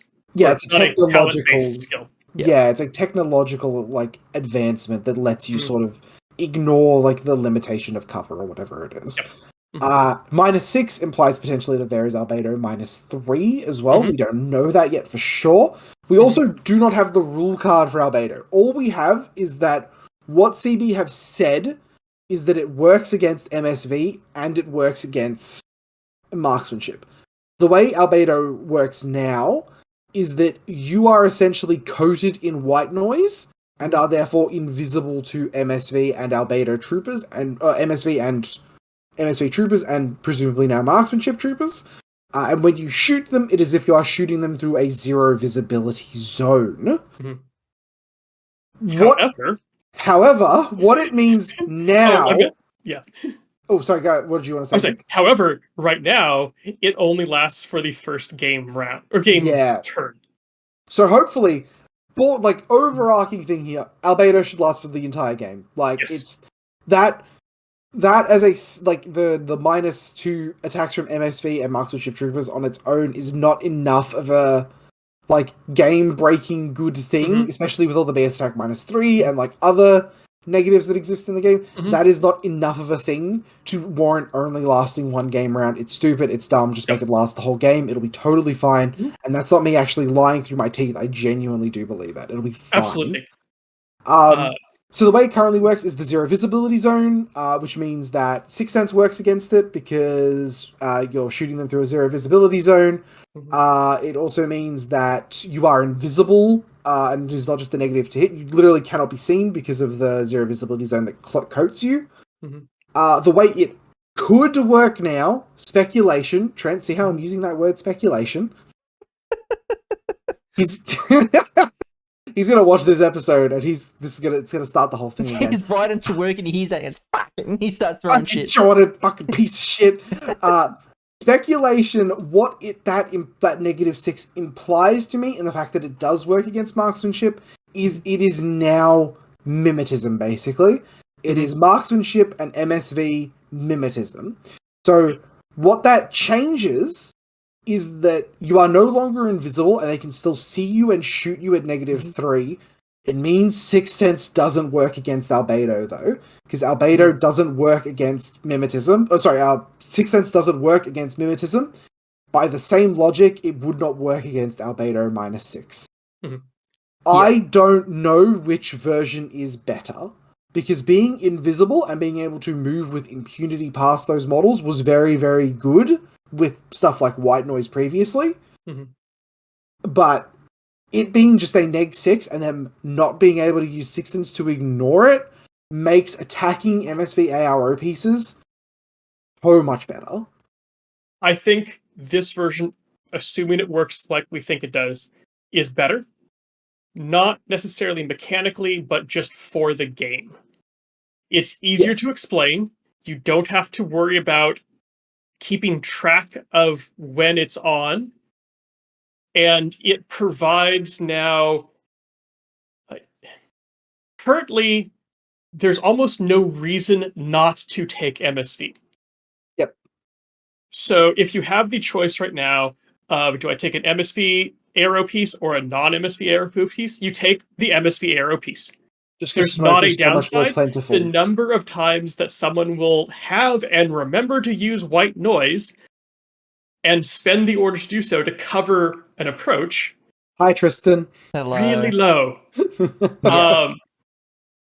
But now having this as a anti-MSV piece, Like a provides- true anti-MSV and marksmanship piece. provides an interesting little multiple layers of one up. MSV counters mimetism, but Albedo counters MSV. However, Albedo counts for nothing against someone who doesn't have MSV. So it provides an interesting dynamic and more options. Yeah, and then like BS attack -3 like affects both of them, but Warhorse, which is like a pretty common ability, or not like super common, but it is a ability that is being... I think it's fairly common, to be honest. Yeah, it is being sort of scattered around a fair bit, especially in Morax, where everything is a Warhorse. I think it seems to be roughly as common as Veteran, which is what it replaces. I like that BS attack -3 is objectively the best version of that ability. Is countered by a skill that is so common. That is very cool. I like that push-pull. I would say BS attack -3 is objectively better than Mimetism -3, but maybe not Mimetism -6. Mimetism -6 has a cost attached to it. True. I think the interesting thing with these swathe of skills being Mimetism, MSV, Albedo, Beast Attack, and Warhorse is we have so many profiles that are doubling up on them. So we have some that have Beast Attack and Warhorse. We have some that have MSV and Beast Attack. We have some that have Marksmanship and Beast Attack, like the fucking bullshit guy. Yeah. So it's going to be a big amount of rock paper scissors, but almost you've got two throws with some profiles. Again, though, this is all assuming that Albedo... This is all... Like, everything relating to Albedo right now is speculation depending on what the rules card actually looks like. I think Trent actually... After Trent and I had an argument about this, he asked Coney if we could get a rules card, and that did not come out before the episode came out, and I'm really upset about that, because I was really hoping we could get a rules card. The Spanish are on holidays, unfortunately. The Spanish are on holidays. So, I'll put down my bet. I think it is going to work like Mimetism, and I think that it is going to last for the entire game. I think if at the very least it does not last for the entire game, it is a huge fumble by CB, and the skill will continue to be useless for another edition. Okay. Assuming it works like that, I've got a question for you then. Sure. It works against marksmanship. Yes. Do you still ignore cover if you're shooting someone with marksmanship? Yes. Okay. That's kind of what I'm assuming, but I'm not sure. Unless the wording of Albedo is that marksmanship is ineffective against a unit with Albedo. Like, if it says units with Albedo are unaffected by units with MSV and with marksmanship, like you need there would have to be like a rider in there that says the good thing of this does not work against unit with Albedo. Yeah, because I'm curious with marksmanship. Like, I understand MSV, definitely I can see the mechanics and the lore behind how that works. With the marksmanship, I'm curious if it might be, like you said, Albedo just turns off marksmanship but doesn't take the minus, or it takes the minus but you still ignore cover. I'm curious to see how that turns out. It's it's especially weird for marksmanship because marksmanship isn't a negative on your opponent, it's a positive for you. Yes. And we don't have a lot of things that take away like positives for you. Currently, so how far. it works though, if an Albedo model opens a container and gets mimetism, the MSV trooper shooting at it will still ignore that mimetism. Well, you can't have both because negative feedback. That's true. So maybe it won't matter. Yeah. So the other thing as well, right, is if Albedo, again, works for the entire game, but it works the other way where it is a zero visibility zone coating you that prevents marksmanship and mimetism from seeing you and you are invisible to them, that also works. Like, nothing about that doesn't work with the addition of adding on marksmanship, other than, of course, the confusion with how does marksmanship interact with Albedo, which we'll learn when we get the rules card, basically. So there is an equal opportunity for it to work either way. I think it would be more interesting for the game if it worked as mimetism that works against marksmanship. The other thing about the Firefly that's really cool, it has mine layer and it also has arm turret. So it has the arm turret with marksman rifle. We do not know currently if mine layer works with these deployable turrets. I would err on the side of it probably should. I would 99% say it will. Yes. Yeah. I would almost certainly say they're deployable equipment, so it would. Yeah, so if it does, that's really cool, being able to start the game with a turret deployed in your DZ. Awesome. It can join... It is a crucial part of, like, the one fire team that, like, your Hekatari shooters can form as well. So, if the Hekatari shooter is a good linked piece, this is going to be a part of that link team, almost certainly. And that model with the deactivator decharges, not deactivator, with the mine layer submachine gun Panzerfaust decharges AP mines and the arm turret is definitely going to be a part of that fire team. Arm turret's really interesting to me because, like, if it works like any other deployable, so I can reload it, yes, if I take two Fireflies with arm turret marksman rifle and I have a mulebot, can I, like, if it works with mine layer, can I, like, deploy, first order reload, second order reload, deploy? Don't say why not. Yeah, I don't see why not. I assume that we don't have any information on the arm turrets. I'm assuming that they will look something like the scenario turrets from ITS. Probably. As far as my assumption. Stat line and survivability, they just will have whatever gun the profile says they have. Which I think is really neat as a, like, way to customize them per faction. Yes. I'm really interested to see, like, what is the biggest gun they are going to put on an arm turret? Are we going to get a Feuerwerk? Well, we've got Mark 12 at the moment, but I would guess it will be restricted to non-SWIC weapons. And Burst 3. Yes. I don't know if there's a Burst 4 non-SWIC weapon. I don't Assault pistol. Yes. I mean... I'm honestly, if it's an assault pistol turret, I'm happy with that. That's Burst 4 is fine, because it'll just get shot from over 16 inches away. Red Fury shouldn't be a SWIC weapon, so... Yeah, okay, Jordan. They shouldn't! They don't They don't you don't even use them. Because they're bad! Red Furies are getting some sort of update, and we don't know what that is, because we've seen a multi-Red Fury. Yeah, well, we don't know if multi-Red Fury is the new standard, or if, like, Red Fury and multi-Red Fury are two separate things. Yeah. The Fireflies are, like, it's so cool that, like, every sort of aspect of how you would want to use this troop is accounted for. Like, you have the heavy rocket launcher option if you want to take advantage of that Albedo and the BS TAC SR -1. You've got Chain of Command, which I don't think is going to be used very often.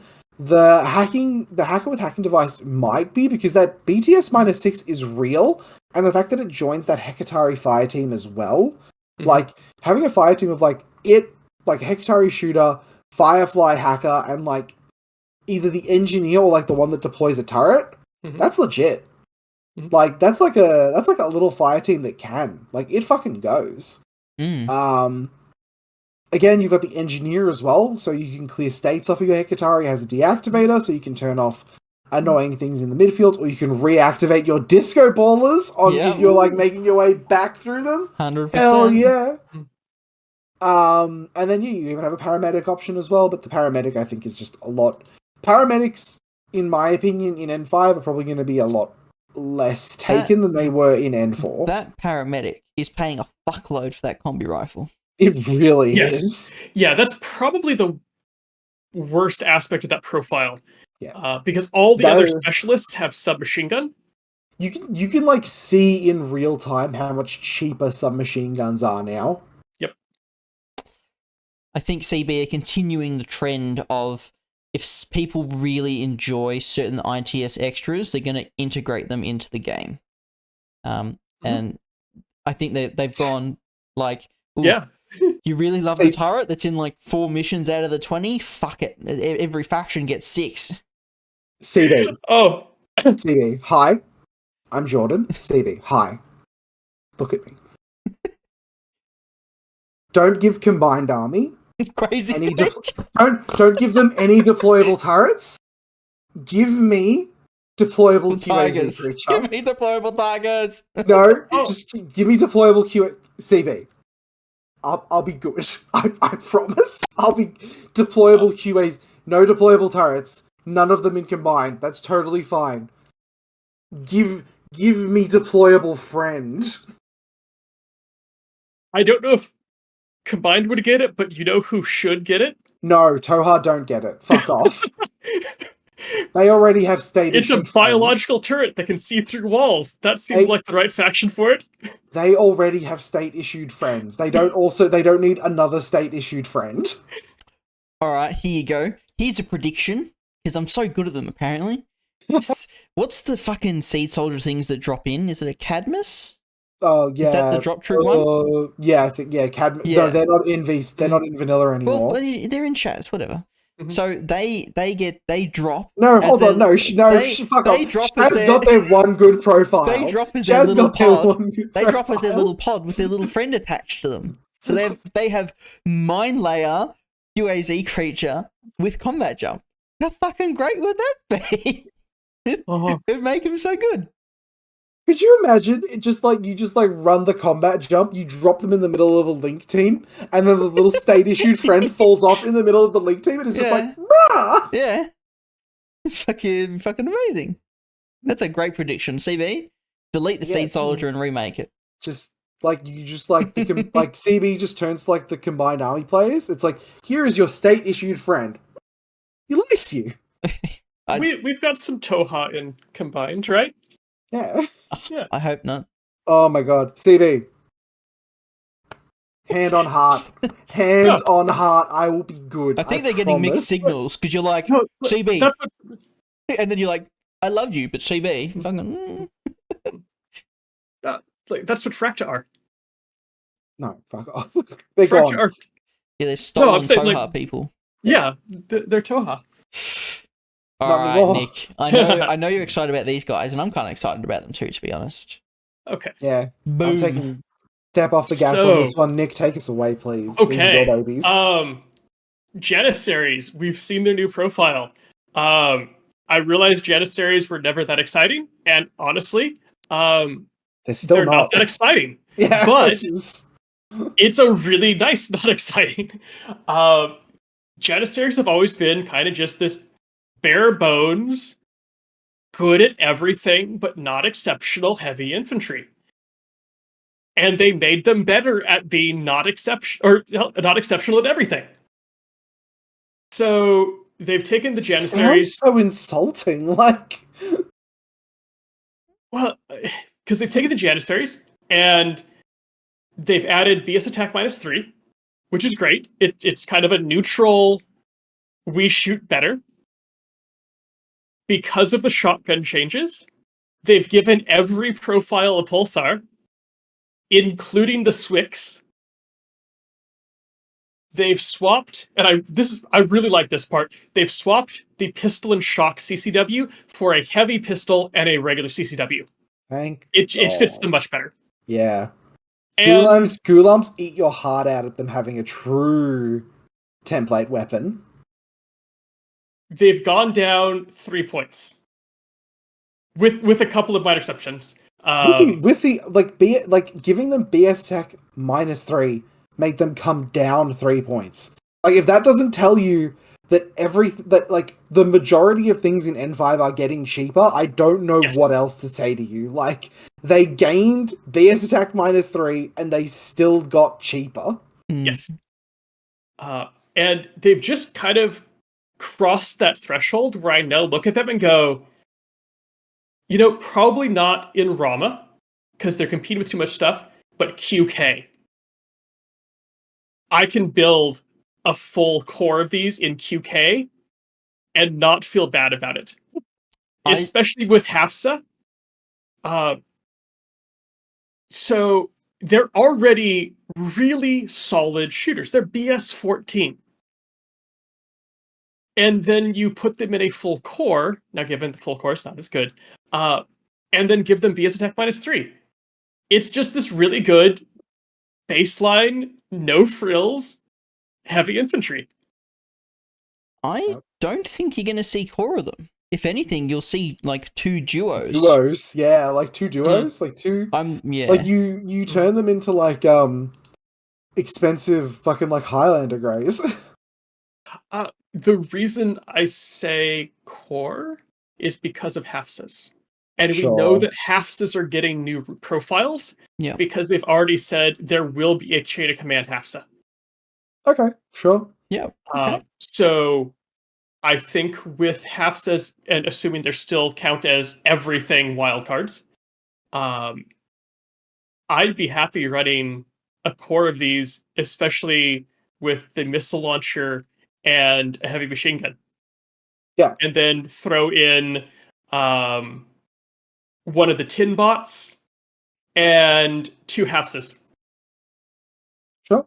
Did they have Tinbot previously? They did, but they changed the tin bot slightly. The boarding shotgun, there used to be a boarding shotgun profile that didn't have a tin bot. That's gone. And now the boarding shotgun always has a tin bot. They've also added a new lieutenant profile that has a tin bot. So now you've got the choice of lieutenant with or without tin bot, similar to the basic line trooper Janissary of AP rifle, light shotgun, pulsar, has the option of with or without tin bot. Yeah. Yeah. So BS14 in Huck, it's cheap now. Yeah. Yeah. Relativistically, Jordan, relativistically. Like cheap when your cheapest profile is 28 points, and I really wouldn't want to take it. I wouldn't worry about that 28.1 anymore because the boarding shotgun really isn't important. That's what I mean. Like they're starting at like 31 points. Like it's not cheap. It's still a premium. Yes, but you're getting AP rifle, light shotgun, pulsar. So you've got your AP, and it's BS14, out to 16 inches. At under 16 inches, you can go over to the light shotgun, or you can go to the pulsar. But it's damage 13. That's true. Like it's 31 points for a damage 13 gun. Like I understand, like you're not going to be using that as the gunfighter. Like you're using like the HMG or like the missile launcher as like the ARO piece. That is true. From my running the Doctor 2 wound in Rama, I will say it is not its primary goal to gunfight, but it is the second line, and it gunfights with some of the best. Sure. Yeah, I don't want to sound like a hater because I'm definitely not a hater. But yeah, it's hard. This is it's a bit of a hard sell for me. But again, the biggest part here for me is just like the explanation of how cheap things are getting. Again, got BS attack -3, still went down 3 points. Yeah. So I think this is looking at that point drop, and now I look at these and go, I could see a list with running with Janissaries, not just like the Doctor 2 wound to back up Alpha Sid, but actually running a Janissary army. Like, you could take them and fit more in the rest of the list. Yes. Just because the 3 points, like that, like on 5 Janissaries, that is 15 points you are saving from N4. Yes. That's now 2 fucking flashpole spots worth of points. Yes. And I can write a list with these and not feel like I'm sacrificing something to take them. Yes. I think that is like the point I am like circling the drain on trying to make here, is that like you're not making sacrifices to fit these into a list. Yes. Very solid. Yep. All right, let's look at another HI that's been Fucking- tweaked a little bit. This is so fucking funny. All right, Do you guys. mind if I do this? You go Or for did it. you want to do this? No, Tris? go for it. Captain Qiang Gao. I can't. Man, fucking high school Chinese was so long ago. I can't even remember how that's meant to be pronounced anymore. Invincible's officer. Move 6'2", CC 17, BS 13. Yuck. It's fine. Viz 12, Whip 14, Arm 5, BTS 6, 2 Vitality, S2. Equipment, ECM Hacker -3. Special skills, Dodge, BS Tech -3. Dodge +1 inch. Immunity Shock, Warhorse. Immunity Immobilization B. For those of you playing along at home, he's immune to isolation because he is a warhorse. He's immune to being immobilized with carbonite because of the ability on his thing. He is -3 if you want to try and spotlight him, and he will most likely also have a tin bot in that link as well that is -6. And he's with 14. You might end up -9 to try and spotlight this man. This, above all else, what this says to me is that CB are not going to print immunity comms attack on a profile. Yes. Like, this is as close as you could possibly get without putting it on a profile, and the fact that we are here implies to me that immunity comms attack is not going to be printed on a profile. Everything else aside, like, this says good things for Invincible Army in terms of letting that power fantasy, which every Invincible Army player who has picked up the army has, except maybe Lewis, because he's a very special case, play out. I don't know if I would take him personally, because he's 48 points for a regular HMG, which is a lot. Yeah, it's a lot. But if there are other profiles with this collection of skills on them, like that can form that kind of the friend link, I'm into it. Like, I'm not sold on Invincible Army by this alone, but it says that CB, it very clearly communicates that CB understand there is a problem with like the heavy infantry power fantasy type like armies, and they are trying solutions to rectify that. And like, it also plays into like the Yujing aspect of they have always had like the best tin bots. So it makes sense that they are the best anti-hackers without being hackers. Well, it tells me that CB, like I said, understands that Invincible Army has some issues, and like we saw with Seraph, military orders has some issues,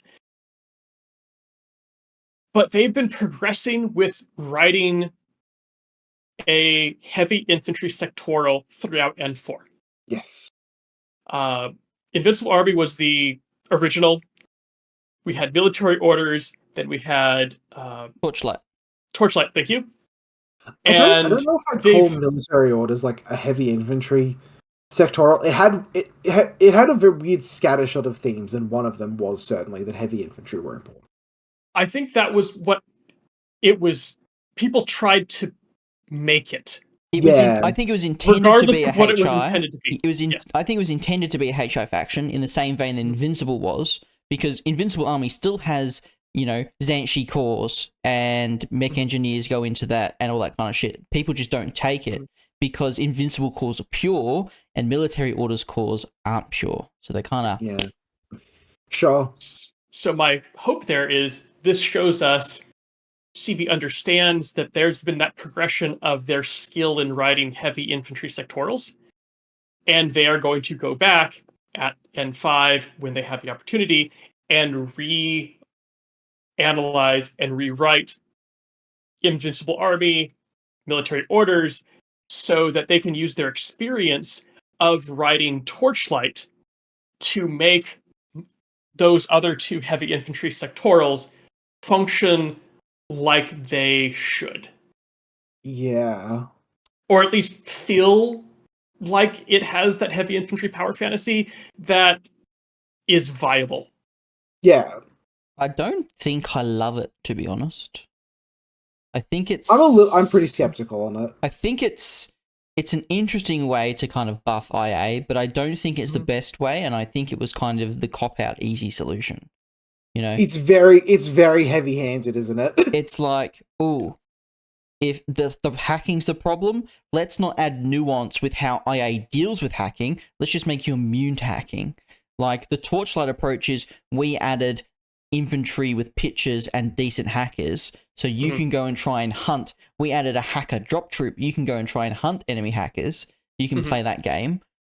But IA is like, I'm not taking hacker. I'm not playing that game. I'm just trying to ignore it as hard as possible. Yeah, it is like the natural sort of endpoint for like the Yujing style, where they have always been like, they have the best Tinbot with the Tinbot like Neg 6, and they now, the progression of that is we are the best at being unaffected by your info war. Yep. It'll depend on how many profiles this sort of collection of keywords exists. I actually wonder... Sorry, go ahead, Nick. I wouldn't be surprised if this is just for a character. Yeah. It's too expensive. Because if you're looking at, they have the best anti-info war tech, they've got Tinbot -6, but that's assigned to units. Yeah, it's such a character version of that. It would be and the such character a bait version and that switch. is... So I'm looking at it more as evidence that they have looked at the sectoral. I don't know if that means they'll have a solution, but I have the hope that they have looked at it and will have changed it based on their experience in writing better heavy infantry sectors. Yeah. Like, what are the odds they just add veteran to a bunch of like the Yujing heavy infantry? Possible. Sorry, a warhorse. It's possible. Yeah. Though actually with Yujing heavy infantry, there's a pretty good line that you could draw and say everything above this line should have warhorse. Yeah. And then everything below, because they've got a pretty finite cutoff of, this is the grunts who were given heavy armor, and these are and the then good these are the guys. elites in heavy armor. I honestly don't know if immunity comms attack would have just been better to put on this, because like warhorse is a very powerful skill. Like, the ignoring base attack -3 is one of the ways you would sort of, like, base attack -3 is one of the ways you would punish that sort of super friends link. I don't know if by creating, like, immunity MB, it's kind of, like, cut them off from just being able to put, like, immunity comms attack onto things instead of just also giving them warhorse. That's true. Well, yeah. They've also, if you look at some of the other immunities we've seen, especially immunity armor, immunity BTS, they've taken immunity skills and reduced their coverage. Yeah. So, like, they have said that there is a functional immunity total in the game, but it looks like it's going to be applied much more conservatively. Lightly. Yeah. Whereas if you got immunity armor, immunity BTS, there is still a way around that most people will have the option to approach from. Yeah, I'm interested to see what they sort of do with the rest of the Yujing sectoral, like, Invincible Army. Yeah, I would be really, really annoyed if this was a bait and switch, and it's like, oh yeah, he's the only one that has this, by the way. Like, I think that is a really shitty way to try and, like, tell your players that you've heard their heard their cries. That's fair. And your answer is a 48-point HMG with a nanopulsar. I would really love to see CB take the suggestion of a hacking program that stuns other hackers and give that to Yujing as like the Yujing bonus program, almost like Combined Army used to have their crap. But Yeah, just don't make them lethal hackers. Just be like, we've developed a, more efficient way of dealing with hackers, which is just stun the fuck out of them and then run around the corner and shoot them. Yeah. Or, like, I don't know. Like, how many problems in IA are just solved by putting the Dokkaebi in IA? Like, that's what I was saying before, in terms of giving them the tools to deal with hacking in the whole nuanced way of how Infinity's played. I don't know. Yeah, it's, again, if this is a bait and switch, I think it's a pretty shitty bait and switch to do, but I don't think you can have this collection of skills on too many profiles without it being a little bit too good. Yeah. Tristan, you also bring up a good point. We have not seen previews of hacking. Yes. So we don't know how... we know that these basic hacker packages are... Or not packages, like hackers there, killer hackers still there, but we don't know what type of programs are available, if those are changing, if they are expanding. We also haven't seen HD pluses. We haven't seen weird hacking devices with different things on them. Yes, you're correct. And like you said, we also just haven't seen the list of hacking abilities yet. Wow, we spent a while talking about this. This is going to be such a long episode. Nah, we can do it, boys. All right. Yeah, drummers. We'll spend 30 seconds on drummers and get past them. All right, guys. Drummers. What happens when you give an orc bot a tag weapon? So what happens when an orc bot can legitimately shoot better than some factions? Like, yeah. So drummers. Like, Nick, as a Hackers Line player, does this hurt just a little bit?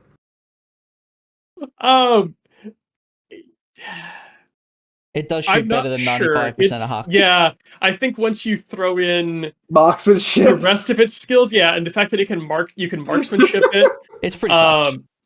Yeah. All right, guys. Again, by N4 standards, you can marksmanship, but that is subject to change. Yes, we don't know yet. All right, so drummers, it comes with two guys in one. So we have the human guy, 4/4, BS 13, Phys 10, Whip 12, 1 armor, 3 BTS, 1 vitality, S2 with a marksman rifle. You have a profile that's a forward observer, and you have a forward deploy profile. He comes 360 visor. And a 360 visor. Yes, so you can see. All right. Now, the main package, what he comes attached with, the Drumbot. There are 5 variations of the Drumbot. The Drumbot is BS 13, only 1 structure. It also has a 360 visor. It has courage, mimetism -3, and it is a synchronized peripheral. You have the options of, for a total of 39 points, you get a multi-HMG. For 41 points, you get a hyper-rapid magnetic cannon. For 37 points, you get a +1 burst fuel back. For 40 points, you get a +1 burst Mark 12, and a light rocket launcher that's damage 14, that also is the forward deploy 4 profile. And the forward observer profile gets a little heavy flamethrower flash pulse bot, but is 20 points in total, which is pretty good. I would not be surprised if you do just end up taking, more often than not, you take like 120.1 and then like the 40.1. Yeah. And that just ends up being the ones you take. They're so cool. It's fucking amazing. I genuinely wasn't sure if CV were actually going to stick a fucking hyper rapid magnetic cannon on an orc spot. It's an S3 orc spot, but it's still an orc spot. The stats or the equipment on the orc spot yet? Didn't or the drumbot? Yeah, I did, didn't I? BS 13, 1 structure, 360 visor, courage, mimetism, peripheral synchronized. Yeah. So it is BS 13 with mimetism, a hyper rapid magnetic cannon. If N4 continues, it can be buffed with marksmanship. So it is a 1 wound like Tigbalang. Yep. No, it's like 1 wound Dragao. Well, it's got mimetism. That's why I say Tigbalang. Oh, sure, it's got mimetism too. It's, I don't know, man. Like, fuck. I think if you are going to take one of the Swick weapons, it's probably going to be the multi-HMG. Nah, like hyper rapid. It's only 2 points.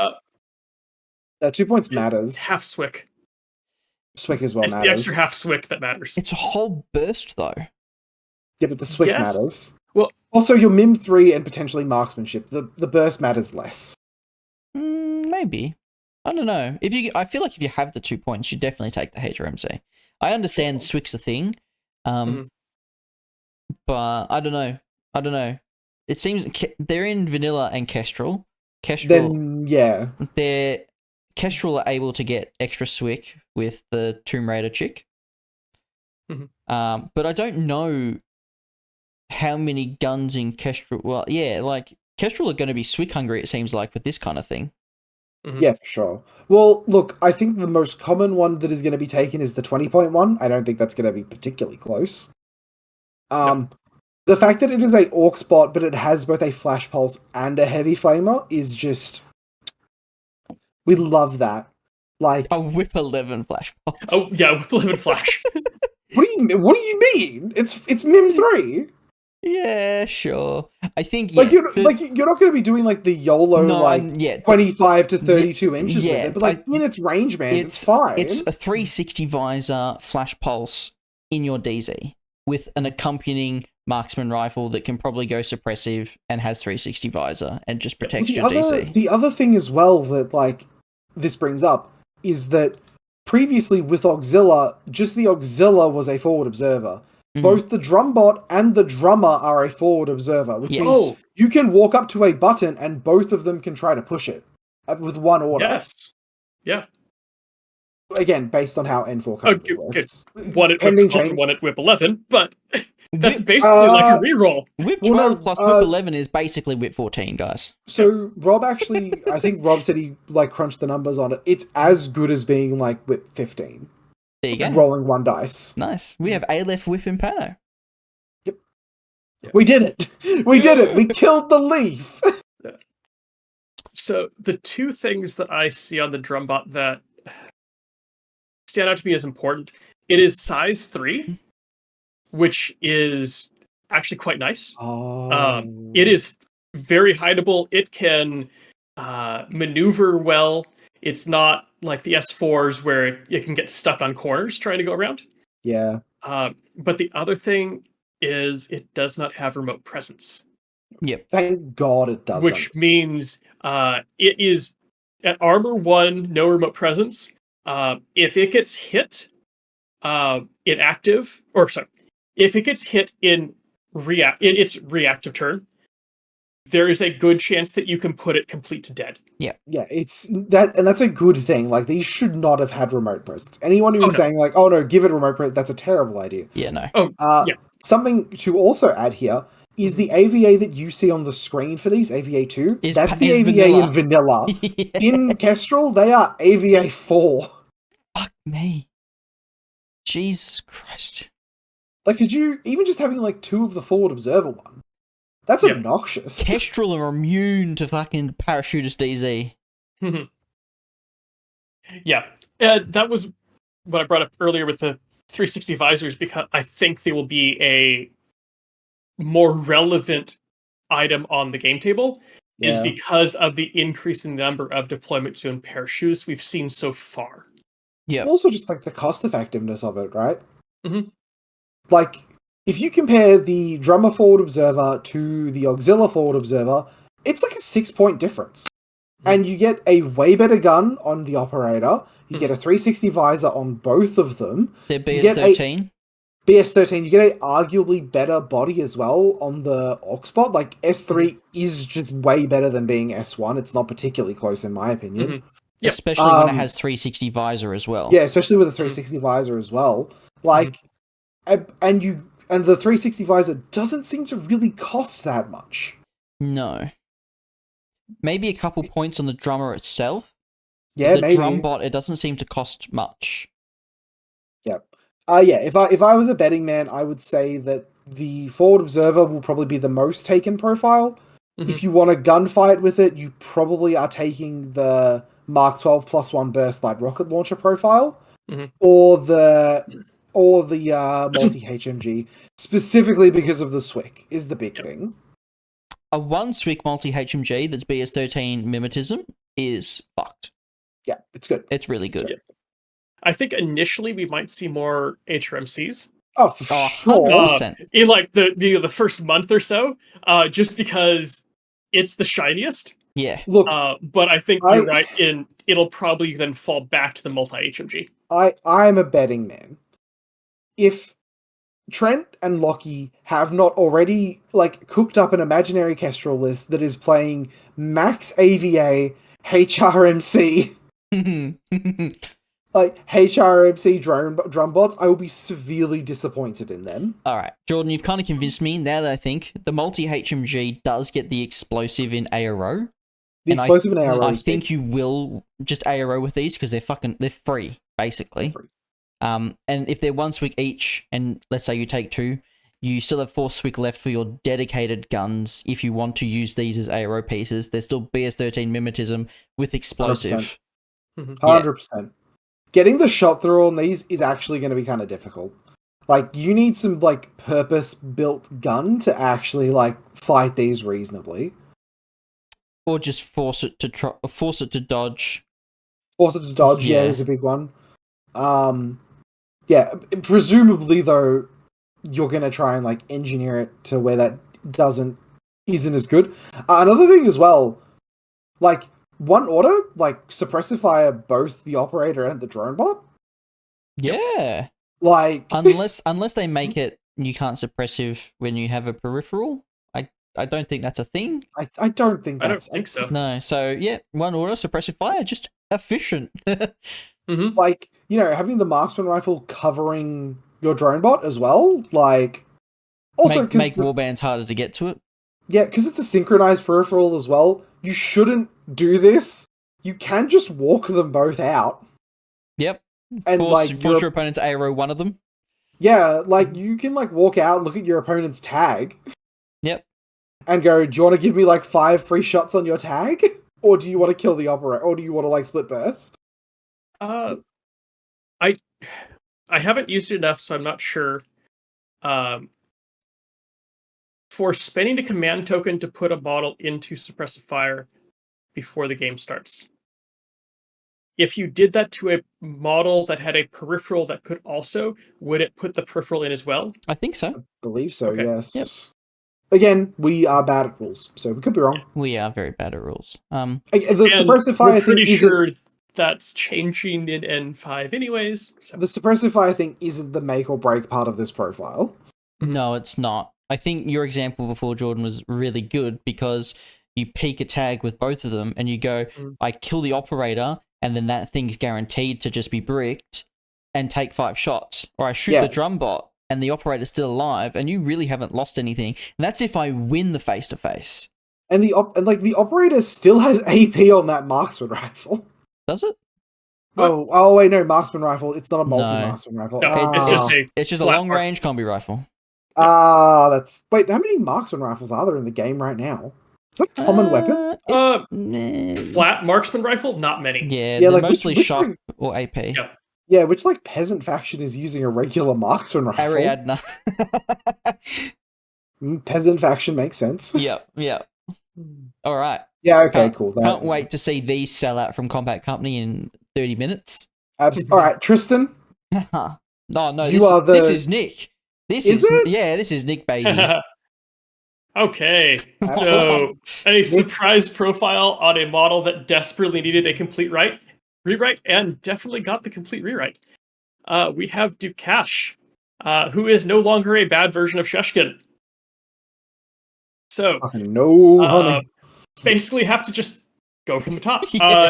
4/4, move CC21, BS 13, Fizz 12, Whip 14, 2 armor and 3 BTS, 2 vitality, structure or 2 size, AVA 1 since it's a character. Skills, we've got courage, dodge +3, so he's dodging on 15s, dodge +1 inch, immunity armor, martial arts 1, mim -3, parachutist deployment zone, Shezvasti, specialist operative, and stealth. One of the notable changes here for just quality of life, he was previously 1 wound, NWI, and still paid for Shezvasti. So now he actually gets to use Shezvasti. Okay. Only 1 profile, multi-rifle nanopulsar, viral pistol, and then a viral CCW at damage PS 13. 7. Yeah, damage 13. So it's got a +1 damage on it. Yep. Half Swick, 40 points. Very reasonable in my opinion. Very reasonable. I would definitely consider taking it in vanilla combined. Vanilla already has the... Oh no, I'm blanking on their name. The Diplomatics. Raziat? Thank you, Raziat Raziat. Diplomatic Division. Yes. So they've already got one model that is a parachute deployment zone, but I think they play differently enough that you can pick and choose which one better suits your list style, your play style, or you can take both. In the end, he is a 2 wound. I don't know if you take both. I think It's the option. It is there. Yeah. you have I to don't be think that's the correct really choice. keen to take I both. do not think that is the correct choice. It's specific to missions, in my opinion. Decap, I'm Yes. taking both. Yeah. Jesus Christ. Yeah. If I could just like straight like... Big part, he is a naturally 2 wound model Yeah. Mhm. that is immune to most of the things that will do multiple wounds to him. He's got a good enough weapon set, good enough ballistic skill, that he can take on pretty much anything he wants in the DZ. He can fight both against armor against BTS. He can melee well enough to take on anything there. He's a specialist. He is... Like, there's... He's everything. Yeah. Well, Nearly. I have some reservations. Mhm. He's like good enough is a very good way to describe Dukash Yes. right now. Yep. He has a multi-rifle, which is a burst 3 gun that is Mhm. combi rifle range bands. Good Yep. enough. It's not a Spitfire. It's not anything any better than that. He's martial arts level 1. Mhm. Not that important level 2 to where he also gets the bonus as well to punch. He's DC 21, not 23 or 24. Like, again, it's a lot of good enough, and he is really riding on that immunity and that 2 second wounds. wound. Mhm. He's not immune to a war core with a 360 visor. No, he's not. No. Or, a better example currently now, a drum bot with a 360 visor. But Like, you can flash pulse Dukash. yeah. Oh, sorry. A drum bot with a flash pulse. Any other drum bot, he will shake off 1 arrow from. He will shake off 1 arrow from it. The, I wouldn't bet on him winning the face-to-face, though, either. they're equal odds. Except he has 3 dice. Sure. To be fair, I think he's actually pretty easy to drop down if Speculos keep smoke. Sure. And he just walks in on that bitch and he just takes fights as he wants to. And he fights your missile launchers and your snipers, and he's allowed to fuck up once. He can tank heavy flamers and just shoot you in the face or drop a nanopulse or whatever. Yeah, he gets 1 do-over, but if he gets flash pulse, it's bad news bears. Yeah, if he gets flash pulse, he's kind of fucked. So you can't be too gung ho and be like, I can kill everything, and then you take a flash pulse. Yeah, you're like, shit. That's the key difference between like it and the Raziat. Like the Raziat doesn't get to fuck up, but the Raziat doesn't tend to fuck up as hard into like it's punching something, even if it's punching like something that's good at CC, it's like a natural born warrior. If it's shooting something, it's shooting it at burst 4, generally from like outside of the good range band of the thing that it's shooting at. If it needs to cover its approach, it has the Eclipse smoke as well. It is also arguably better for stuff like classifieds because he's a medium infantry and he also has those D charges as well, which is pretty important. It's cool. I think it's cool that there is a lot of like difference between the 2 profiles and the nuance. I think that people saw like Parachuter's depth res on Dukash and then they kind of went blind to everything else on the profile a little bit. That 2 wound, he's riding on that extremely hard. Like, there are going to be times where you, like, drop Dukash in, shoot at something, and nothing happens because it's a multi-rifle. Or he's going to walk up and try to punch someone, and he's CC 21. Yeah, he's not punching that great. He's only damage 13 on the punch And end anyway. he's only a viral CCW as well, is the other thing. And BTS tends to be like the more padded stat, generally speaking. Yeah, I think him being a specialist as well as is kind of weird, but situationally like exceptionally good. Yeah, definitely. In just certain missions, I'm kind of blanking on the ones we're thinking, but there would be a mission where it's like pain in the ass to get there, and he's just a specialist for some reason. Sure.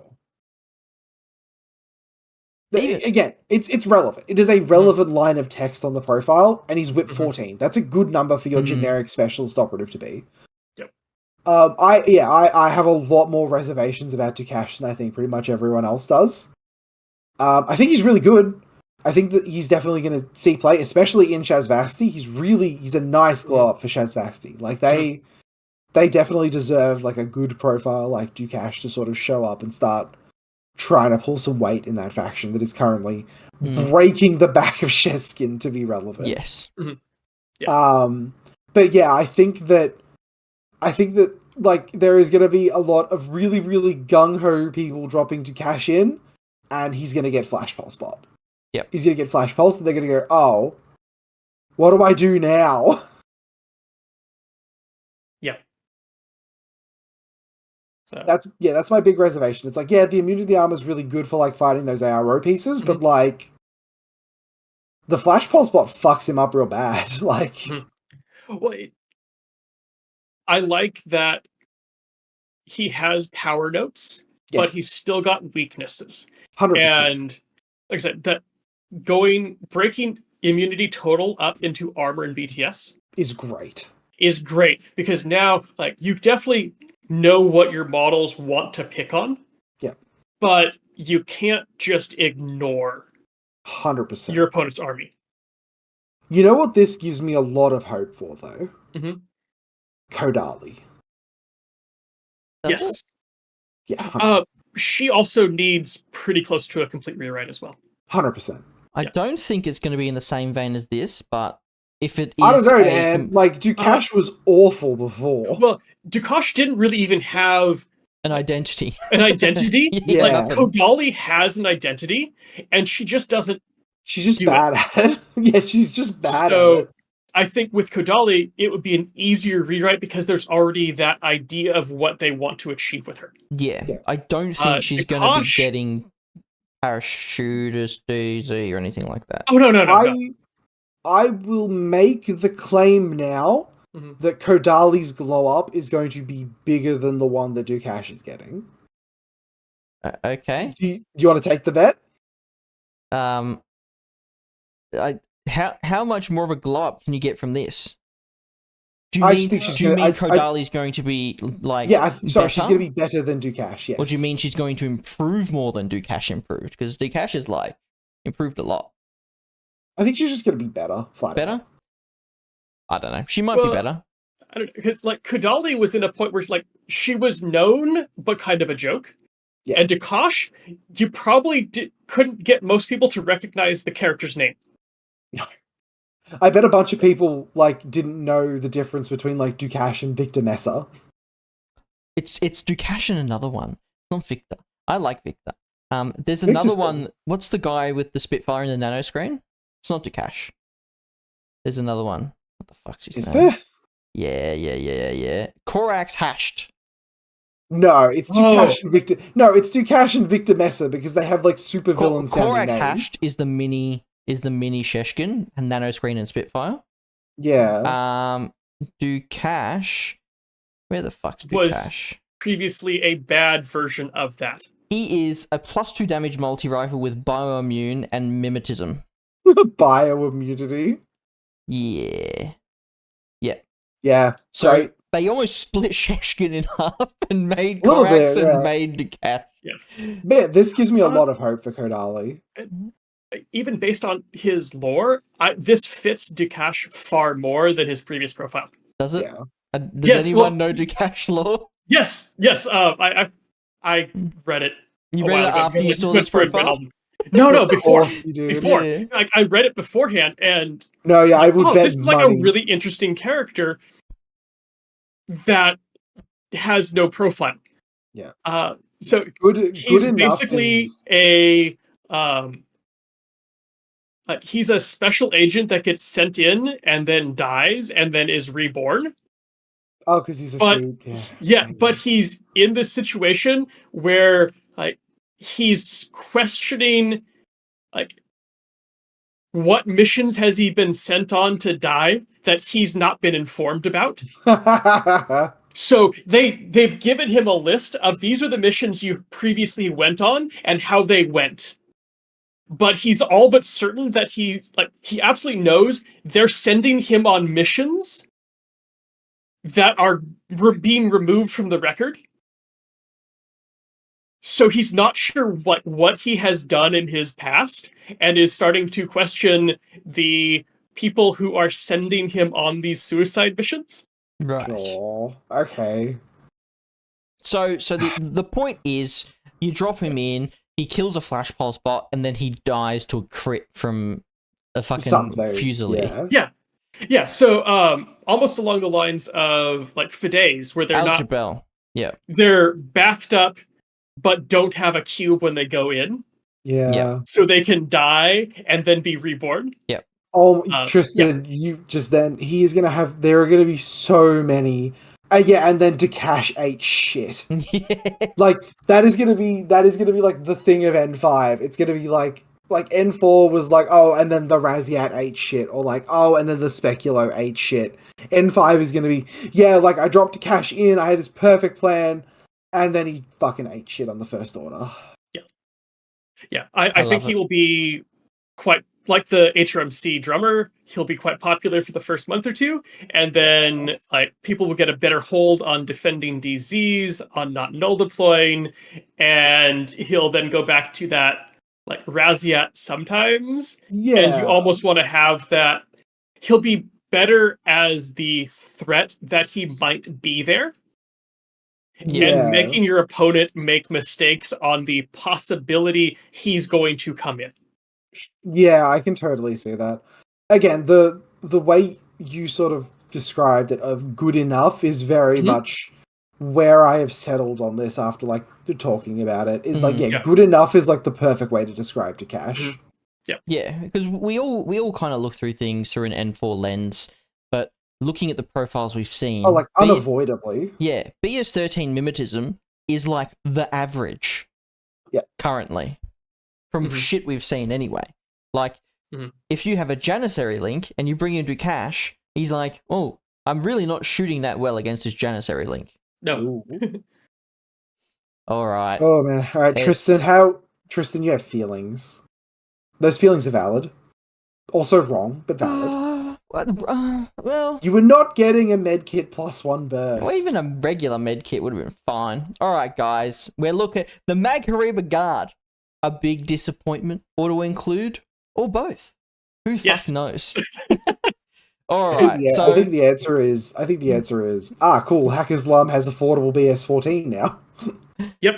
Yeah. All right. So if anyone saw my cheeky predictions, they did not come true. Maggie has stayed relatively the same. So the first profile has gained an EM carbine +2 burst, and it has dropped 9 points, which is a lot. So it's 72 currently. That is a stark drop in points. Stark drop. And a burst for EM carbines.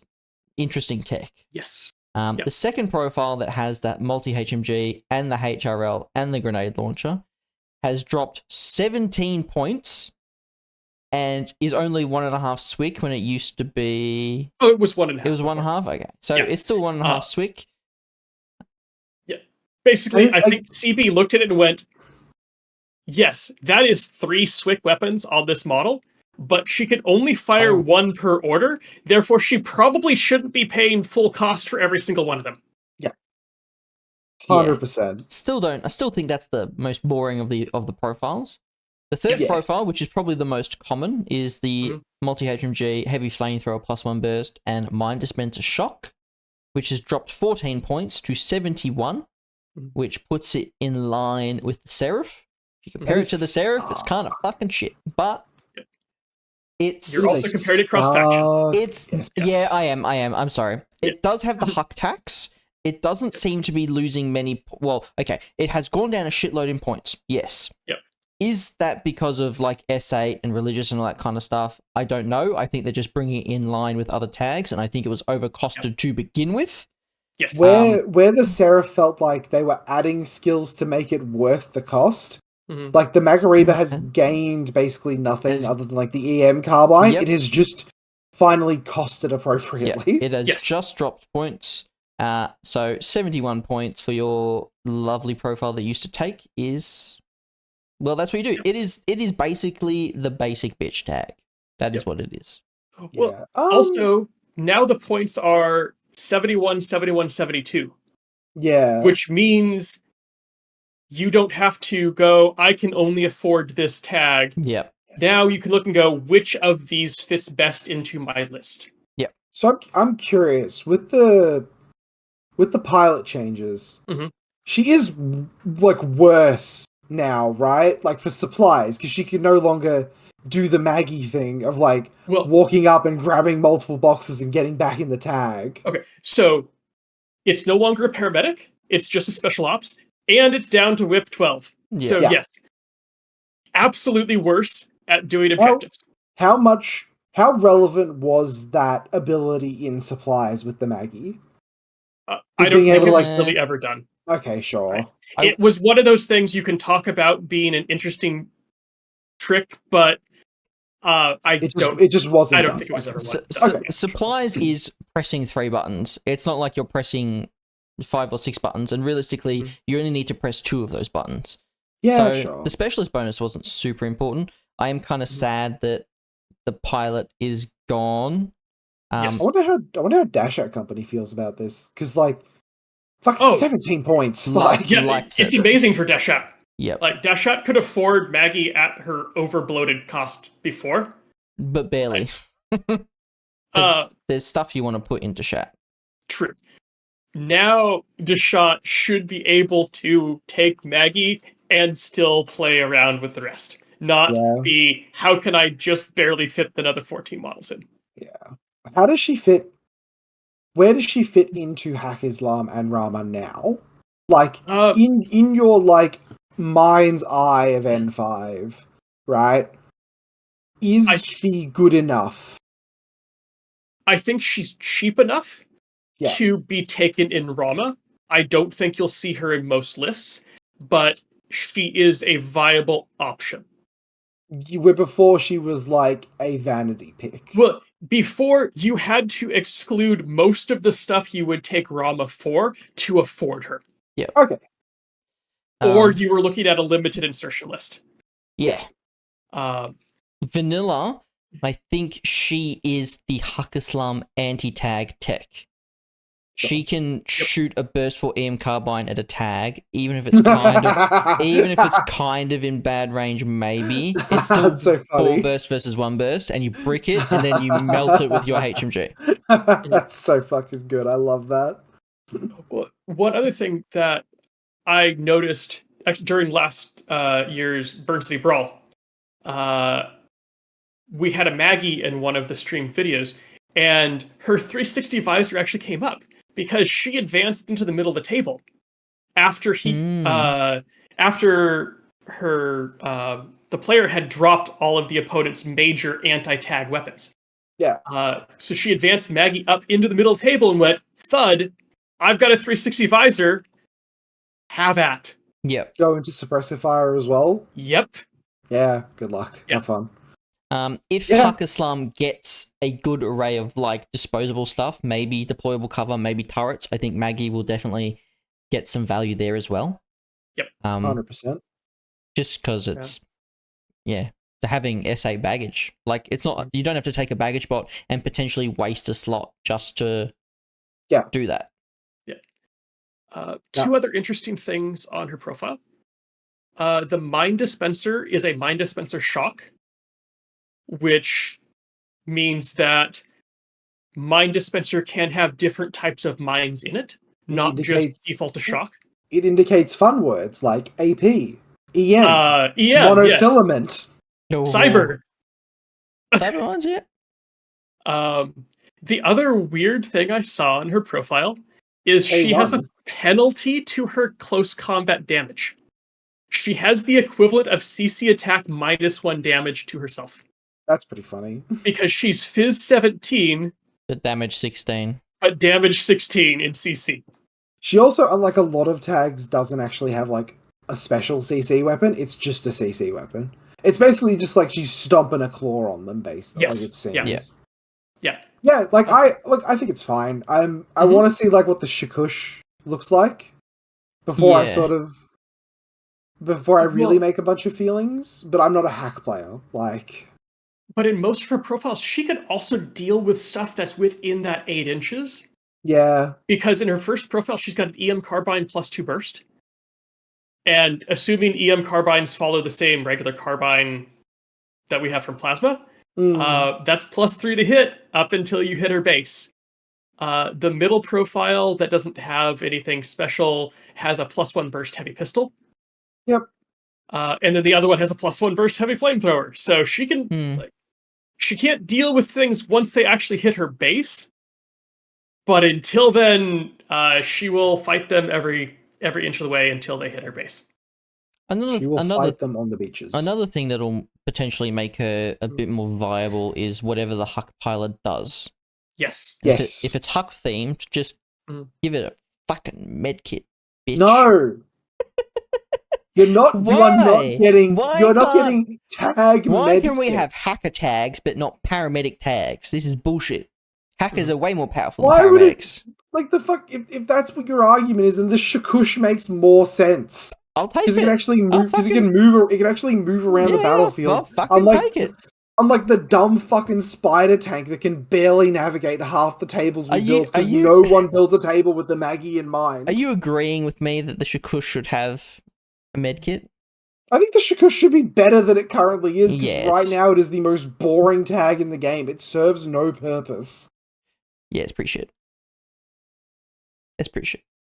I hate the Shikush so much. Hopefully it's so gun. fucking I think boring. it's if its guns were looked at a little bit and like it got AP in there or something, that would make it Better. Just make it better. Just but I make think- it one of the weird tags. Make it like the fucking hack version of the fucking Gecko? no, not the gecko. I'm blanking on the Bakunin one's name. Yes. Stigmaton. Yeah, make it a hack. Make it like the hack version of like the Stig, but it's like a paramedic or something. Like, do weird tag things with it. It's the doctor tag. Yeah, do weird tag things with it because it's not going to be better at killing things than the Maggie is. I'll fucking take it. I'll fucking take it. I hate the Shikush so much in its current incarnation. It's not even funny. Yeah, I have pretty nothing boring. good to say about the Shikush. All right. Oh, Jordan. sorry. The model is cool. Oh yes. Yeah. It's a great prime proxy. Yeah, it's a great proxy. All right, Jordan. Hit us with the JSA gets a Shukra. Fucking, this is insane. Alright, the Metsuke officers. 4-4, CC21, BS12, FIS12, VIP13, ARM 1, 3 BTS, 1 Vitality, S2. It is a hollow projector. BS attack +1 burst. Counter intel, courage, immunity shock, MA2, stealth and surprise attack. Why am I calling it a JSA Shukra? Well, you're about to find out. Profile 1. Lieutenant, Strategos, level 1, Nanopulsar Flash Pulse, Heavy Pistol Shock CCW. 22 fucking points. Hell yeah. The second profile, which some people for some reason think is ever going to be taken for the reason on the right, I suppose. The Lieutenant +1 order, same loadout, except it is 23 points. Compare this thing to a Shukra. You are, again, comparing N4 to N5, it is to show how cheap this shit is getting in N5. The Shukra is one whip better, is bloated with bad equipment with the Discover +3 and the biometric visor. It has a actual, like, shooting gun, though, in either a boarding shotgun or the multi-rifle, which is relevant, right? This thing is, like, 4 points cheaper And you can't do the standard tactic you would do against like a Strategos obvious lieutenant of walk up and punch it to death, because it fucking punches you to death. And there's 3 of them. And there's 3 of them. And there's 3 of them. Hell yeah. It's so good. It also brings some of the other like logistical skills you already want, like counterintelligence. It's a Now, given Again, it tells your opponent you have counterintelligence on the table before they have the option to spend. Yeah. It is a combination of the Shukra and the Alpha, but in a really good way. It's better than both by far. I could maybe. I could see, depending on what the rest of the faction looks like, and if there are some really good NCO models that we haven't seen yet, the second profile might have use, but I think the first one is going to be the default. Again, Yeah, right? no. Like right now, so. I think the Hatamoto was the one that people were sort of talking about, and because the Hatamoto is exceptionally good, right? Like, but at the end of the day, the thing you need to weigh up, right, is what do you think brings you more relevance? Is it a additional order that can only be spent on like your NCO, so your Hatamoto and whatever other NCO you can sort of fit, or is +1 order universally, and provided Strategos doesn't change, which it could, but I don't think it will because it is already just a really fantastic ability, or the ability to hold a additional model in reserve. Like, it is one of the most sneakily powerful abilities in the game. Any Morat player will tell you, like, the euphoria that you feel when you are going first and you hold 4.5 Swick in reserve is insane. It's very good. I've also done it where I've held a whole Haris in reserve. Yeah, that as well. Which is absolutely hilarious when your opponent goes like, oh, but I thought the flank was empty. I just want to know how much cheaper the Shukra is going to get. It's almost the same now in that you can hold a duo back, and a duo is nearly equivalent to a Harris. Yeah. Yeah. Again, the fact that you can't punch it to death easily, like, because that's what happens to the Shukra half the time. Is like the Fidei that he's meant to be able to see really good walks up and fucking shanks him to death. Like, well, he definitely sees it coming. Yeah, he definitely sees it coming. Like, you know, the Metsuke, it's not likely to kill whatever walks into CC with it, but it's not likely to lose that fight either. Yeah. Like, you know, that shock CCW probably isn't going to kill anything. It's enough of CC to make a Speculo second guess whether it's actually worth it. Oh, the Speculo 100% is second guessing that. Well, 100%. But there's still that extra layer. There's it's a marker state. It's in a hollow projector. You can't walk, like, it's in a marker state. Yeah, there is 3 of them. Like, defensive hollow projector is hilarious. And now I'm thinking, please CB, can we get surprise attack in Aero? Oh my god. I want it. But yeah, so some of the discourse around like this that I've sort of seen as well has sort of specifically related to stuff like the Hatamoto, where the only option you have is like either NCO or Lieutenant, and like, is that making the Lieutenant +1 order better? In my opinion, no. Strategos is such a good ability. It is so good, and it is so sneakily powerful that even if I am essentially wasting NCO, like, I don't think an extra order on one specific model is better than everything Strategos offers. Yeah. Yeah, I think that's right. I could see, depending, like, potentially having a niche list where that +1 order is better, but struggling. Yeah, I think it's going to be just that Strategos. It's more points as well. Yeah. Experience from Torchlight has told me that if you want to take a +1 Lieutenant order in a list, you need at least 2 NCOs. Yeah. Bare minimum. It's not worth it for one. Yep. And you need them to do different things. You can't just have 2 gun pieces that have both have NCO, because double stacking it reduces the value quite quickly. Yeah. Oh man. We've been fucking spoiled with these like this previous week. The Yep. insane thing as well, right, is that if CB doesn't release N5 like in this coming week, realistically, they can we'll have so much more to talk about. They can absolutely release enough shit to where we will have an entire new episode worth of like rules, like not just profiles, actual rules to talk about. It's insane. We didn't even talk about every profile that came out. I'm looking at the slides right now. There is 1, 2, 3, 4. There are 5 profiles on like the next lot of slides that we just didn't, that we could have talked about, but we just sort of like, oh, this is the more important stuff. So sorry out there for any stands of the Gamma, of the Hytham Error Unit, the Doctor, the Tomb Raider, the Silver Snakes, or the Tunguska Triggerman. And there was also, I deleted them because I hated them so much. It was the Ohio Minuteman, which is just garbage. Oh, I didn't even bother putting those in. Oh, there you go. There's just so many good things. I will make one good point, which is kind of in relation to this in terms of the Gamma. It seems like factions' quality of lieutenants is going up. So we're getting more HI lieutenants with Warhorse. We're getting more factions that didn't usually have good lieutenants like JSA getting exceptional lieutenants. So yeah, it seems like maybe CB have gone, if we increase the alpha a little bit and we increase the parachutist DZ a little bit, maybe we need to give people quality lieutenants. And maybe make pitches less efficient in terms of just sniping lieutenants without forcing the guided roles. Yeah. I think something important as well is that for some factions, like weak lieutenants is like a factional identity thing, like nomads, where historically their thing is that they are like weak in terms of like their lieutenant options because that's who they are. It didn't make sense that JSA had bad lieutenants. No. Yeah.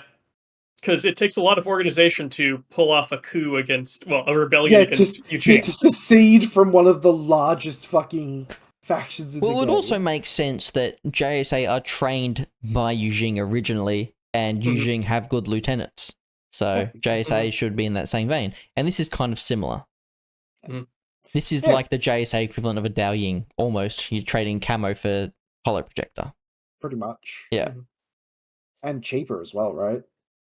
Like, similar. I think Dao Ying's 22, same. Oh, okay. I thought the anyway. Dao Ying was closer to 30 for some reason. It's 29 with a sniper or something like that? Oh, that's probably where I'm getting confused. Totally.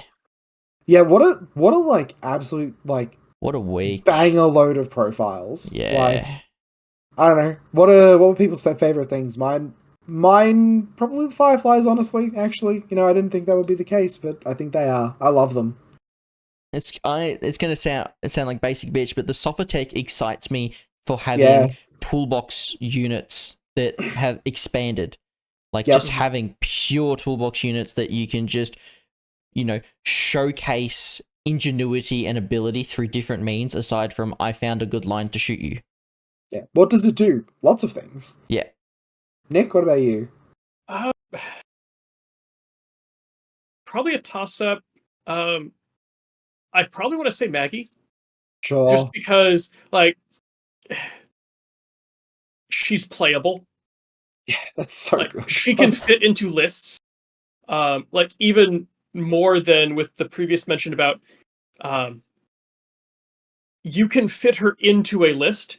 You don't have to write a list around her. Yeah.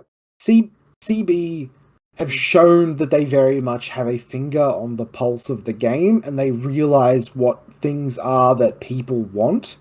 But the way that they sort of do their release cycle means that these sort of big sweeping changes can only really come at times like this, because they are very resistant to doing like balance patches, basically.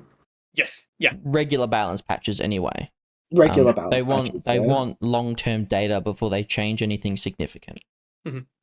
Yeah, which is hard to get for Infinity. Yeah, it is a bit difficult.